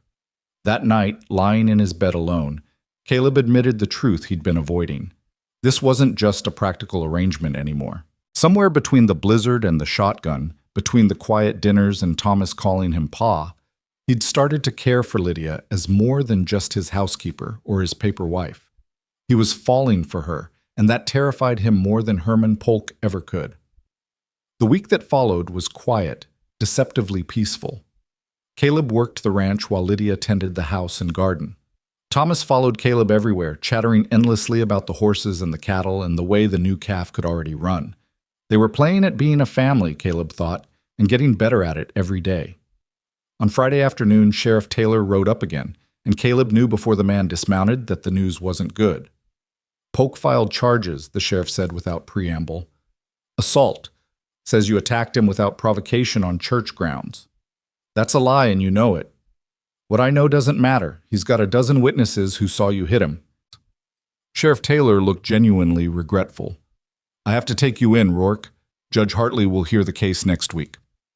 Lydia appeared in the doorway, flour dusting her apron. No, you can't arrest him. He was defending me. I'm sorry, Mrs. Rourke, but the law's the law. The sheriff turned back to Caleb. You can come peaceful, or I can put you in irons. Your choice. Caleb looked at Lydia's stricken face, at Thomas peeking out from behind her skirts, and made a decision. I'll come peaceful, but I need 5 minutes to speak with my wife. The sheriff nodded and stepped back, giving them space. Caleb took Lydia into the house, away from the sheriff's hearing. This is my fault, she said immediately. If I hadn't... Stop. He gripped her shoulders. This is Polk's doing, not yours. He's trying to separate us, hoping you'll run if I'm locked up. I won't run. I know you won't. He pulled her close, breathing in the scent of her hair. But you need to be careful while I'm gone. Keep the doors locked. Keep the shotgun loaded. If Polk or any of his men come around, you don't hesitate. You shoot first and answer questions later. Caleb, you're scaring me. Good. You should be scared. Polk's desperate now, and desperate men do dangerous things. He pulled back enough to look at her face. Promise me you'll be careful. I promise. She gripped his shirt. How long will they keep you? Until the hearing? A week? Maybe less if Judge Hartley can fit it in sooner. He smoothed her hair back from her face. You'll be all right. You're strong, Lydia. Stronger than you know. Thomas ran up and threw his arms around Caleb's legs. Pa, don't go. Don't let the bad man take you. Caleb knelt down and pulled the boy into a fierce hug. I have to go, buddy, but I'll be back soon. Meanwhile, you're the man of the house. You take care of your mama for me, all right? I will, Pa, I promise. The ride to town was long and humiliating. Word had spread, and people came out to watch as Sheriff Taylor brought Caleb in. Some looked sympathetic, but most just stared with the hungry curiosity of people watching someone else's misfortune. The jail cell was small and cold, with a narrow cot and a bucket. Caleb had never been locked up before, and the confinement made his skin crawl. But worse than the cell was the knowledge that Lydia and Thomas were alone at the ranch, unprotected except for a shotgun and Lydia's determination. Pastor Reynolds visited the next day, bringing food from his wife and news from town. Polk's telling everyone you're dangerous, that you've always had a violent temper, the pastor said. He's got people believing you married Mrs. Rowan just to have a woman to control, that you're no better than a brute. And what are you telling people? The truth, that I've known you 15 years and never saw you raise your hand to anyone who didn't deserve it, that Mrs. Rowan is a good woman who needed protection, and you gave it to her. Pastor Reynolds leaned closer to the bars. But Caleb, the truth doesn't always matter when lies are more entertaining. What about Judge Hartley? Is he a fair man? He is. But he's also up for re-election next year, and Polk has friends with money and influence. The pastor's expression was grave. I'm worried, Caleb. I won't lie to you. After the pastor left, Caleb lay on his cot and stared at the ceiling, rage and helplessness churning in his gut. This was exactly what Polk wanted, to separate him from Lydia, to make her vulnerable. And Caleb had walked right into the trap. 3 days into his confinement, Sheriff Taylor came to the cell with a telegram. It's from the county seat. Thought you'd want to see it. Caleb read the message twice, unable to believe what he was seeing. Herman Polk had been arrested. The charge, cattle rustling. Evidence had been found linking him to a ring of thieves operating across 3 counties. He was being held pending trial. How? Caleb looked up at the sheriff. How did they catch him? Anonymous tip led them to a hidden camp where they found stolen cattle with altered brands. Polk's been working with a gang out of Missouri, using his rental properties to hide stolen stock. Sheriff Taylor actually smiled. Looks like you won't be the only one seeing Judge Hartley after all. Does this mean I'm free? Not yet. You still hit him in front of witnesses. But the judge is coming tomorrow instead of next week. Says he wants to clear this up quick now that Polk's been exposed as a criminal. The sheriff lowered his voice. Between you and me, Rourke, I think you'll walk. Nobody's going to care about a split lip when Polk's looking at 5 years for rustling. The next afternoon, Caleb stood before Judge Hartley in the small courtroom. Polk was there too, in chains, looking smaller and meaner than Caleb remembered. The man's face was bruised. He'd apparently resisted arrest, and his eyes darted around the room like a trapped rat. "Mr. Rourke," Judge Hartley said, peering over his spectacles, "you're charged with assault on Mr. Herman Polk. How do you plead?" "Guilty, Your Honor. I hit him, but I had cause." "Explain." Caleb told the story plainly. Polk's harassment of Lydia, his attempt to take her from Caleb's land, the threats, and finally the vile names he'd called her on the church steps. When he finished, the judge turned to Polk. "Mr. Polk, is this account accurate?" Polk snarled. "That woman is a whore who was living in sin with him for weeks before they married. She owed me money and—" "Answer the question. Did you call Mrs. Rourke a whore on the church steps? She is a—" "That's a yes." Judge Hartley's voice cut through Polk's rant. "Mr. Rourke, I'm fining you $5 for disturbing the peace. Consider yourself lucky I don't give you a medal instead. Case dismissed." The gavel came down, and Caleb felt 4 days of tension drain from his body. He paid his fine and walked out of the courthouse a free man. The first thing he did was head to the general store, where he knew Lydia had come to trade eggs for supplies. He found her coming out with Thomas, a basket on her arm. When she saw him, her face lit up like sunrise, and she ran to him, actually ran, propriety be damned, and threw her arms around his neck. "You're free. Oh, thank God, you're free." He held her tight, right there on Main Street with half the town watching. "Did you think I wouldn't be?" "I was terrified. I thought they'd send you to prison and Thomas and I would be alone again, and—" She was crying now, her face pressed against his shirt. "I was so scared. Pa!" Thomas crashed into them, wrapping his small arms around both their legs. "You came back!" Caleb picked up his son, and pulled his wife closer with his free arm. Let the town stare. Let them whisper. This was his family, and he'd burn down the world to keep them safe. That night, after Thomas was asleep and the dishes were washed, Lydia and Caleb sat together on the porch, watching the stars come out. It had become their habit, these quiet evenings when the work was done, sitting close but not touching, talking about nothing important or not talking at all. "Thank you," Lydia said softly, "for everything you did to protect me, for going to jail, for standing up to Polk, for—" "You don't have to thank me." "Yes, I do, because I think—" She turned to face him, and in the lamplight from the window he could see uncertainty and something else in her eyes. "I think somewhere along the way, this stopped being just an arrangement, for me at least." Caleb's heart hammered against his ribs. "What are you saying?" "I'm saying I care about you, Caleb, more than I should, given the terms we agreed to. I'm saying when you were locked up, I wasn't worried about losing my home or my security. I was worried about losing you." She took a shaky breath. "I understand if you don't feel the same way. I know this was supposed to be practical, nothing more, but I needed you to know." He stared at her, this brave, beautiful woman who'd shot Herman Polk's hat off his head and kept his house running while he was in jail and made him feel alive again after 3 years of just existing. And he made a choice. "It stopped being practical for me too," he said roughly. "I've been fighting it, telling myself I was too old to feel this way again, that you'd married me out of necessity and nothing more. But Lydia, when I was in that cell, all I could think about was you, coming home to you, keeping you safe, building a life with you." "A real life?" Her voice was barely a whisper. "Not just a real life, a real marriage." He reached out and tucked a strand of hair behind her ear, his hand lingering on her cheek.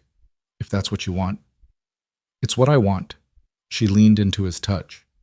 "But Caleb, I need to know, am I just a replacement for Sarah? Because I can't be her. I'll never be her." "I don't want you to be Sarah." He said it firmly, needing her to believe him. "Sarah was my first love, and I'll always cherish what we had. But you're different.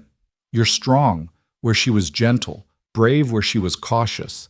You fit into my life in ways Sarah never could have, and I—" He stopped, the words catching in his throat. "You what?" "I love you." The admission felt like jumping off a cliff. I didn't mean to. I tried not to.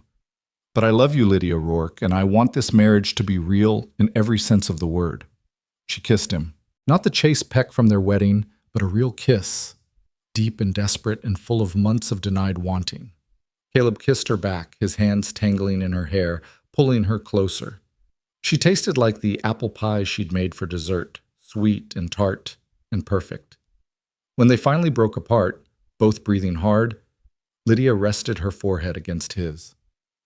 I love you too, she whispered. I think I have for weeks now, but I was too scared to admit it. No more being scared. He kissed her again, softer this time.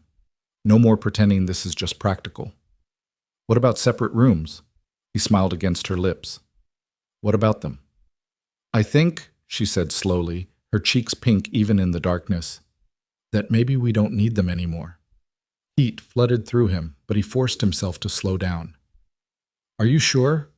We don't have to rush. I can wait until you're ready. I'm ready. She looked up at him, and there was no doubt in her eyes. Take me to bed, Caleb. Your bed. Where I should have been all along. He stood and pulled her up with him, and they went into the house together, closing the door on the past and all its ghosts. That night, Caleb Rourke and Lydia Rourke became husband and wife in truth, and the house that had been so empty for so long was finally, truly, a home again. In the weeks that followed, life settled into a new normal, one that felt right in ways Caleb had forgotten were possible. He'd wake to find Lydia beside him, her dark hair spread across the pillow, and feel gratitude so intense it hurt. They'd have breakfast as a family, with Thomas chattering about his plans for the day. Caleb would work the ranch, but now he'd come in for lunch and steal kisses in the kitchen while Lydia swatted him away, laughing. In the evenings, they'd sit together on the porch, her hand in his, while Thomas played with the barn cat. The town slowly came around. With Polk exposed as a criminal and awaiting trial, people began to see Caleb and Lydia's marriage in a different light. Mrs. Henderson made a point of inviting them to Sunday dinner. Mr. Carter gave them credit at the store without being asked. Even the women who'd turned away at church started nodding politely when they passed. Caleb didn't care about the town's approval, but Lydia did. She'd spent too long being judged, and the acceptance, grudging though it was, meant something to her. So he held his tongue when people who'd shunned her suddenly wanted to be friendly, and he let her rebuild the social connections she needed. Thomas thrived. He grew taller, stronger, more confident. He followed Caleb everywhere, learning to rope and ride and tend cattle. He called Caleb Pa without hesitation now, and when people asked if Thomas was Caleb's natural son, Caleb would say, "He's my son in every way that counts." The adoption papers came through in May, making it official. Thomas Rourke, legally and forever. They celebrated with a special dinner and a cake Lydia baked, and Thomas wore his best clothes and looked so proud Caleb had to turn away to hide the tears in his eyes. "You're crying, Pa," Thomas said, coming over to tug on his sleeve. "Happy tears, buddy, just happy tears." That night in bed, Lydia curled against Caleb's side and whispered, "Thank you for loving my son like he's yours." "He is mine." Caleb kissed the top of her head. "Just like you're mine." "Yours," she agreed and kissed his chest. "Always." In June, Herman Polk was tried for cattle rustling and sentenced to 6 years in prison. Caleb and Lydia didn't attend the trial. They'd moved past Polk, past all the fear and anger he'd caused. But when Sheriff Taylor rode out to tell them the verdict, Caleb shook his hand and felt the last knot of tension in his chest finally release. "It's over," he told Lydia that evening.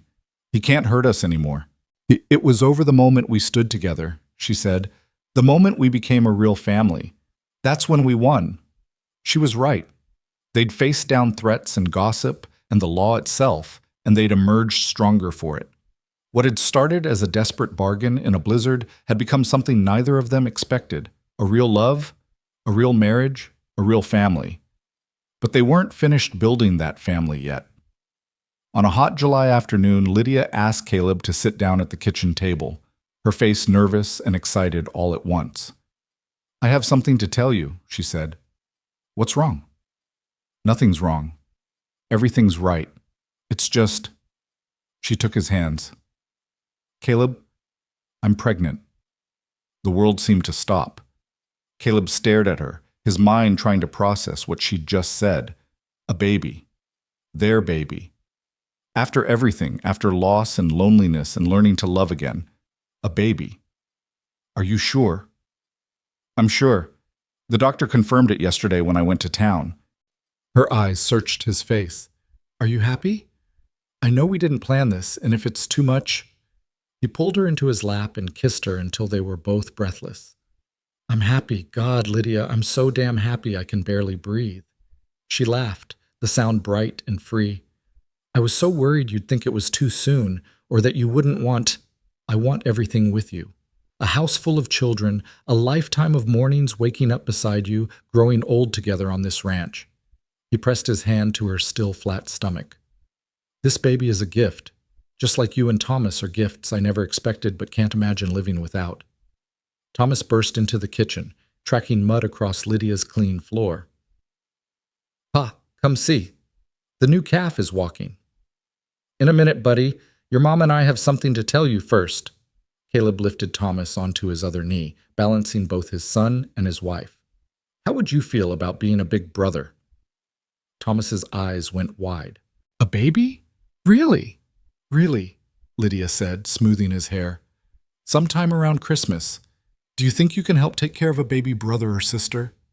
I'll be the best big brother ever. Thomas threw his arms around both of them. Wait until I tell Buck. He scrambled down and ran back outside, presumably to share the news with his favorite horse. Caleb and Lydia sat together in the kitchen, laughing at their son's enthusiasm, holding on to each other like they'd never let go. We're really doing this, Lydia said. Building a family, a life, everything. We really are. Caleb kissed her softly. And it's going to be amazing. That night, after Thomas was asleep and the house was quiet, Caleb stood at the window of his bedroom, their bedroom, and looked out at the ranch he'd built.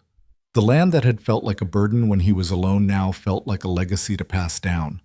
The house that had been so empty now rang with laughter and love. He thought about Sarah, who he'd loved first and lost too soon.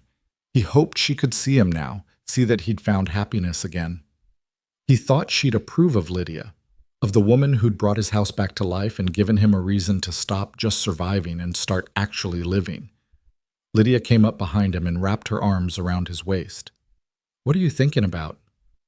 About how one blizzard changed everything, if you hadn't stumbled onto my porch that night, but I did. She rested her cheek against his back. And you let me in. You could have turned me away, sent me on to town, but you didn't. I'm glad I didn't. He turned in her arms and held her close. Best decision I ever made, letting you and Thomas into my life. Second best, she corrected with a smile. The best was making it permanent. He couldn't argue with that. Marrying Lydia had been practical, yes, but it had also been the moment he'd stopped being afraid to live again. The moment he'd chosen possibility over safety. They went to bed together, tangled in each other's arms, while outside the summer wind whispered through the prairie grass and the stars wheeled overhead. Tomorrow would bring work and challenges and all the small struggles of building a life. But tonight, they had this, warmth and love and the certainty that whatever came next, they'd face it together. The lonely rancher wasn't lonely anymore. The desperate widow had found safety and love, and the house that had waited so long in silence was full of life again, ready for all the years of joy and sorrow and ordinary miracles still to come. Summer melted into autumn, painting the Kansas prairie in gold and amber. Lydia's belly grew round with new life, and Caleb found himself touching it constantly, in the kitchen while she cooked, on the porch in the evenings, in their bed at night. He'd press his palm against the swell and feel their child move beneath his hand, and every time it filled him with a wonder so profound he could barely speak. Thomas was beside himself with excitement about becoming a big brother. He talked to Lydia's stomach, telling the baby about the horses and the cattle and all the things they'd do together when the baby was big enough. He made drawings to hang in the nursery, the room that had been Sarah's, now cleaned and painted and filled with a cradle Caleb had built with his own hands. "Will the baby like me, Ma?" Thomas asked one evening as Lydia tucked him into bed. "The baby will love you," she assured him, kissing his forehead. "You're going to be the best big brother in the whole world. I'll teach the baby everything Pa taught me, how to feed the chickens and brush the horses and find the best fishing spots." His eyes were already drooping with sleep. And I'll protect the baby, just like Pa protects us. After Thomas fell asleep, Lydia found Caleb in their bedroom, staring at the cradle he'd finished that afternoon. It was beautiful work, smooth pine with carved animals on the sides, a family of deer on one end and a pair of horses on the other. It's perfect, she said, running her hand along the polished wood. I made one for my first child. His voice was rough. Sarah lost the baby at 5 months. We never got to use it. I burned it after she died. Couldn't stand to look at it. He touched the cradle gently. But this one feels different. This one feels like hope. Lydia wrapped her arms around him from behind, her swollen belly pressed against his back. This baby is going to know nothing but love, Caleb. From both of us and from Thomas. We're giving this child everything we never had. Security, safety, a real family. He turned in her arms and kissed her deeply. I love you. I don't say it enough, but I do. You've given me everything. We gave each other everything. She smiled up at him. Now let's get some sleep. This baby has been kicking all day, and I'm exhausted. They settled into bed together. Caleb curled protectively around Lydia with his hand on her belly. He felt a strong kick against his palm and smiled in the darkness. His child, his wife, his son sleeping down the hall. A year ago, he'd been alone in this house, going through the motions of living without actually being alive. Now everything had changed, and he sent up a silent prayer of thanks to whatever force had driven Lydia to his door that frozen night. October brought the first frost and news that spread through the county like wildfire. Herman Polk had died in prison. An illness, the letter from the warden said, quick and without much suffering. The man who'd terrorized Lydia, who'd threatened their family, who'd embodied all their fears, was simply gone. Caleb read the letter twice, then handed it to Lydia without comment. She read it standing at the kitchen counter, her face unreadable. When she finished, she folded it carefully and set it aside. I should feel something, she said quietly, relief or satisfaction or even pity, but I just feel nothing. He's gone, and it changes nothing about our lives. Because we already moved past him. Caleb pulled her close, careful of her belly. He stopped mattering the moment we decided to be a real family. I suppose you're right. She leaned against his chest. It's strange, though. For so long he was this presence in my life, this threat hanging over everything, and now he's just gone, like he never mattered at all. He didn't matter, not really. He was just a cruel man who wielded what little power he had to hurt people weaker than him. Caleb kissed the top of her head. The world's better off without him, but we're not going to waste energy celebrating his death. We've got better things to focus on. Like the baby, who was due in just 2 months. Like the ranch, which was thriving under Caleb's careful management. Like Thomas, who'd started reading from the primers Lydia taught him with, sounding out words by the fire in the evenings. They had a life now, full and real and good. And Herman Polk's death was just a footnote to their story. That Sunday, they went to church as a family, something that had become easier as the town's attitude toward them softened. Lydia was visibly pregnant now, and the women who'd once shunned her now stopped to coo over her belly and offer advice. Mrs. Henderson had organized a quilting bee to make blankets for the baby, and even the pastor's wife had contributed squares. After the service, they were approached by a young couple Caleb didn't recognize. The man was thin and nervous, his wife round-faced and timid. They introduced themselves as the Millers, new to the area and looking for work. Mr. Carter at the feed store said you might be hiring, the young man said, twisting his hat in his hands. I'm good with cattle and horses, and my wife's a hard worker. We've got references from back in Missouri, and we're willing to work for fair wages and a place to stay. Caleb studied them, seeing something familiar in their desperation. Young, poor, probably running from something or toward something better. He'd been that young man once, building this ranch from nothing. I've got a line shack on the north pasture, he said slowly. Needs some fixing up, but it's solid. You work the winter for me, prove yourself, and come spring we'll talk about permanent wages and building you a proper house on the property. The young man's face lit up with hope so bright it hurt to look at. Yes, sir, thank you, sir. We won't let you down. See that you don't? Caleb shook his hand. Report Monday morning. I'll show you the work that needs doing. After the Millers left, practically floating with relief, Lydia squeezed Caleb's arm. That was kind of you. That was practical. I need help with the ranch, especially with the baby coming. But he couldn't quite hide his smile. Besides, I remember what it's like to need someone to take a chance on you. Like I took a chance on you? She was teasing now, her eyes bright. Like we took a chance on each other. He helped her up into the wagon, his hand lingering on her back. Best gamble either of us ever made.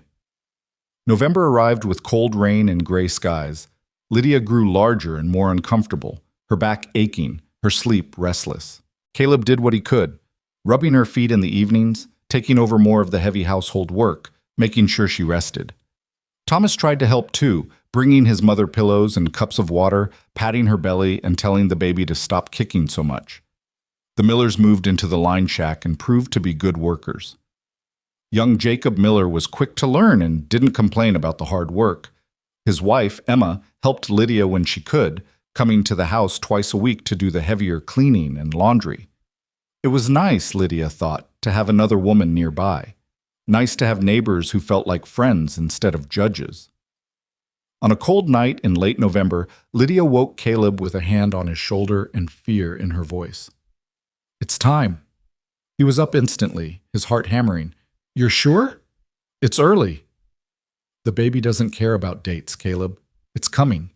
She gripped his hand as a contraction rolled through her. You need to get the doctor. I'm not leaving you. You have to. Please. Another contraction, stronger this time. Send Jacob for the doctor. You stay with me.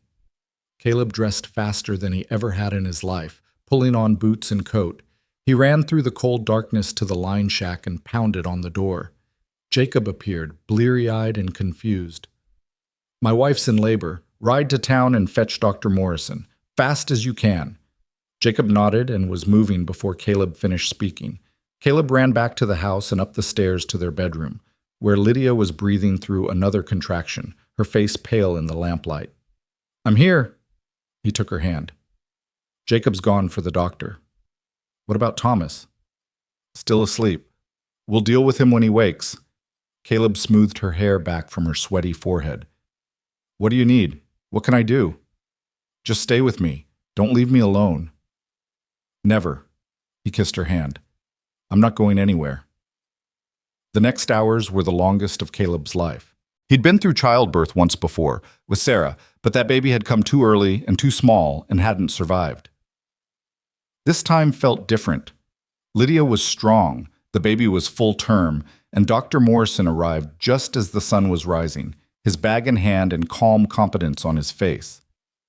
Thomas woke and appeared in the doorway, scared by his mother's cries. Caleb left Lydia long enough to take the boy downstairs, where Emma Miller had arrived to help. Is Mama going to die?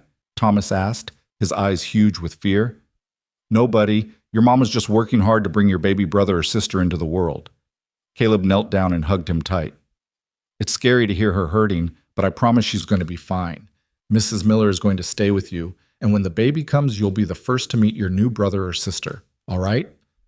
Thomas nodded, not quite convinced but trusting his father. Caleb kissed his forehead and ran back upstairs where Lydia was gripping the bedpost and pushing with everything she had. Almost there, Dr. Morrison said. One more push, Mrs. Rourke. Lydia screamed, a sound of pure effort and determination, and then suddenly there was another sound, the thin, outraged wail of a newborn. Caleb's knees went weak with relief. It's a girl, Dr. Morrison announced, holding up the squirming, red-faced infant. A healthy baby girl. Caleb moved to Lydia's side as the doctor cleaned and wrapped the baby. She was exhausted, her hair plastered to her head with sweat, but she'd never looked more beautiful to him. A girl, she whispered. Caleb, we have a daughter.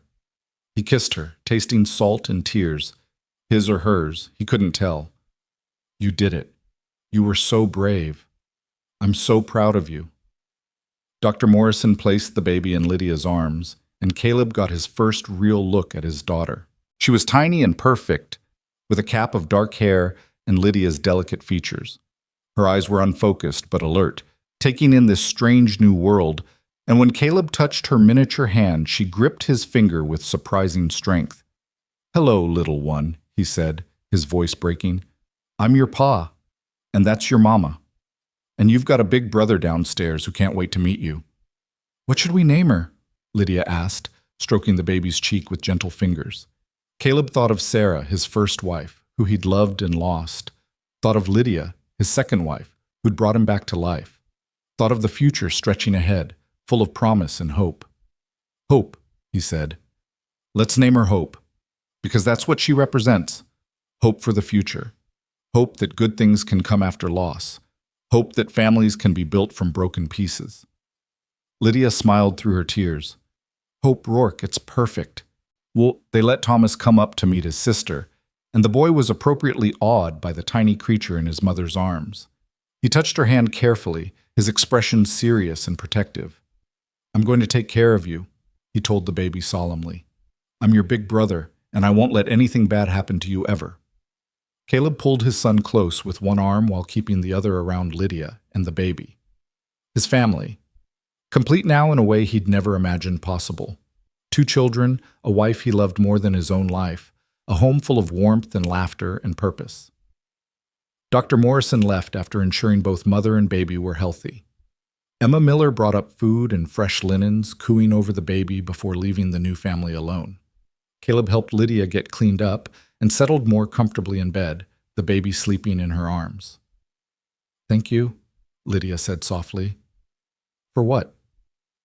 For taking us in that night, for protecting us, for loving us. She looked up at him with eyes full of emotion, for giving me a home and a family and a life I never dreamed I could have again. You gave me the same things. He sat carefully on the edge of the bed. I was half dead before you came, Lydia, just going through the motions.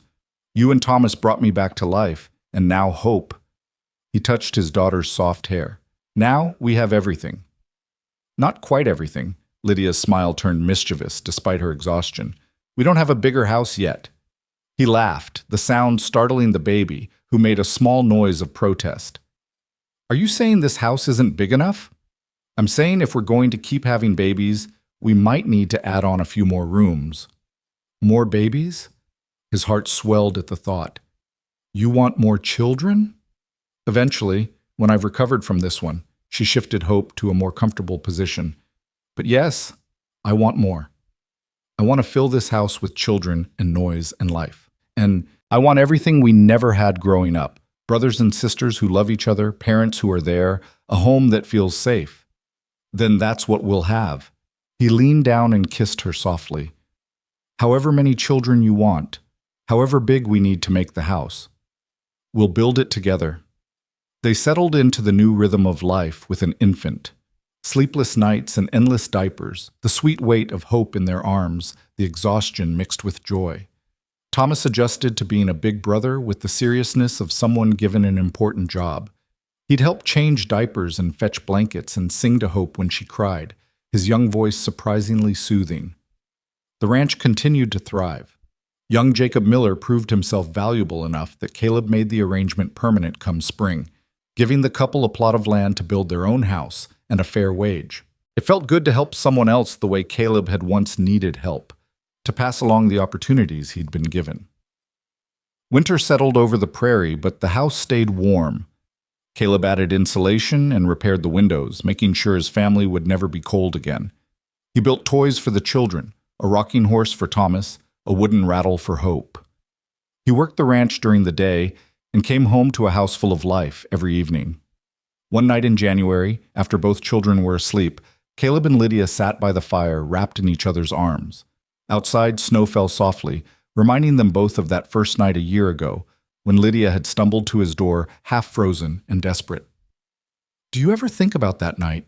Lydia asked, reading his thoughts. About how different things could have been if you'd turned us away. Every day.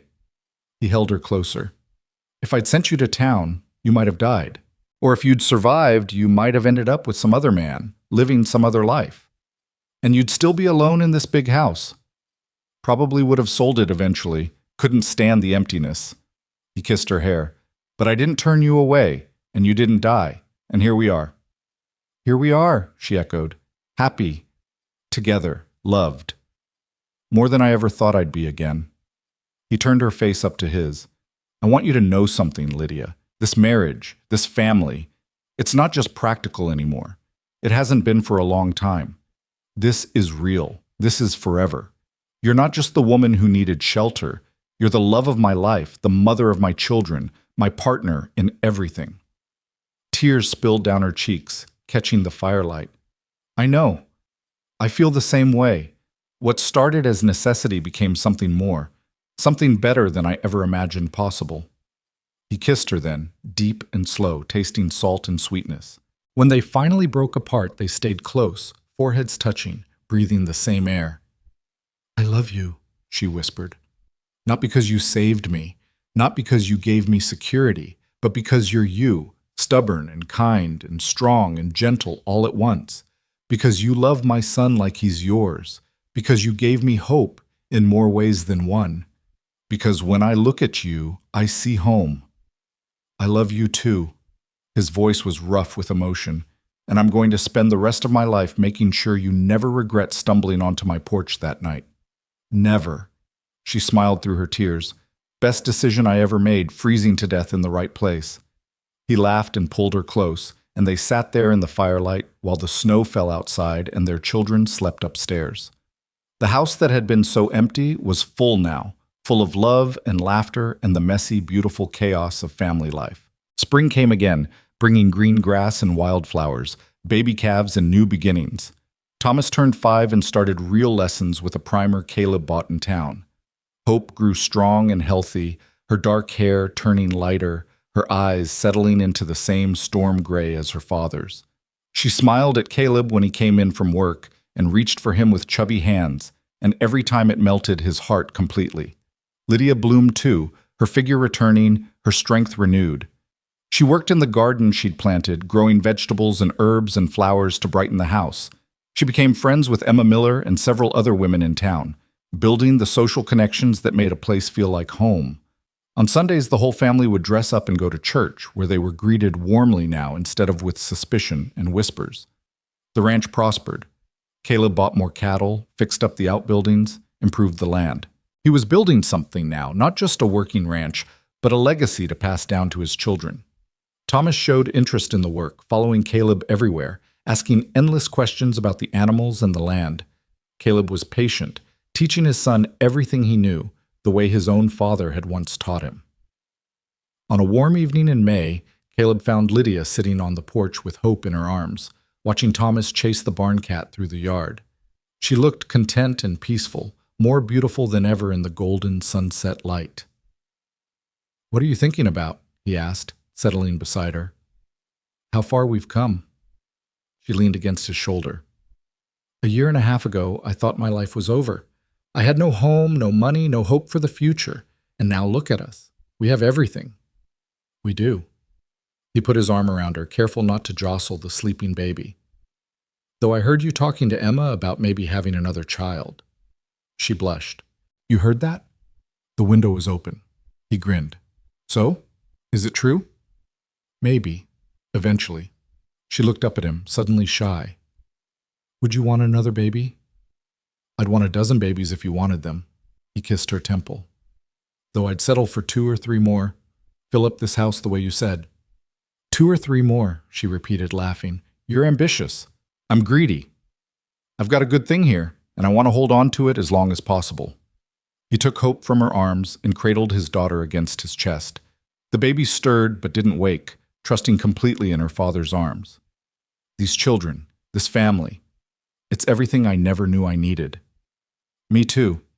Lydia rested her head on his shoulder, watching Thomas finally catch the cat and scoop it into a gentle hug. "We built something good here, didn't we? Something that'll last." "We built something extraordinary." He kissed the top of her head. "And we're not done yet. We've got years ahead of us. Years of watching these kids grow, years of working this land together, years of loving each other." "Promise me something," she said quietly. "Anything. Promise me you'll never regret it. Even when times get hard, even when the kids are difficult or money's tight or we're both exhausted. Promise me you'll remember this feeling and know it was all worth it." "I promise." He said it firmly, without hesitation. "Lydia, there's not a single moment I regret. Not one decision, not one choice. This marriage, this family, it's the best thing that ever happened to me. And I'll spend the rest of my life being grateful that you stumbled onto my porch that night." She turned and kissed him, soft and sweet, while hope slept between them, and Thomas played in the yard and the sun painted the sky in shades of gold and pink. It was an ordinary moment, really, nothing dramatic or life-changing. Just a family together on their porch, loving each other in the quiet way that built lifetimes. But to Caleb and Lydia, it was everything. It was the fulfillment of promises made in desperation and kept in love. It was proof that broken people could heal, that lonely hearts could find connection, that families could be built from nothing more than necessity and hope and stubborn determination. The lonely rancher wasn't lonely anymore. The desperate widow had found not just shelter, but a home, a real home, with love and laughter and children who'd grow up knowing they were wanted. What had started with a blunt proposal, "I need a wife tonight, and you need a roof," had become a love story neither of them expected, but both would cherish forever. As the stars came out and the prairie settled into evening quiet, Caleb Rourke held his wife and daughter close and watched his son play in the twilight. He thought about the journey that had brought them here, about loss and grief and the courage it took to open his heart again. He thought about Lydia's bravery, Thomas's resilience, Hope's pure trust in the world, and he knew, with absolute certainty, that this was what happiness looked like. Not perfect, never perfect, but real and solid and worth fighting for. They'd faced down threats and gossip, fear and uncertainty, and they'd come through stronger, together. Thomas ran up the porch steps, breathless and grinning. "Pa, did you see? I caught smoke all by myself." "I saw, buddy. You're getting quick." Caleb ruffled his son's hair. "Time to wash up for bed." "Can you tell me a story about when you and Ma first met?" Lydia and Caleb exchanged glances, sharing a smile full of private memories. "I think we can do that," Lydia said. "Come on, let's get you inside." They went into the house together, the whole family, and Caleb closed the door on the night. Inside was warmth and light, and the sound of Thomas's chatter as he raced up the stairs. Inside was the smell of Lydia's cooking and the soft weight of hope in his arms. Inside was home. Real, permanent, forever home. And as Caleb settled into the rocking chair to tell his son the story of a blizzard and a desperate widow and a lonely man who took a chance on love, he sent up a prayer of thanks for second chances, for brave women and resilient children, for houses that became homes and strangers who became family, for a life rebuilt from broken pieces into something beautiful and whole and entirely worth living. The end.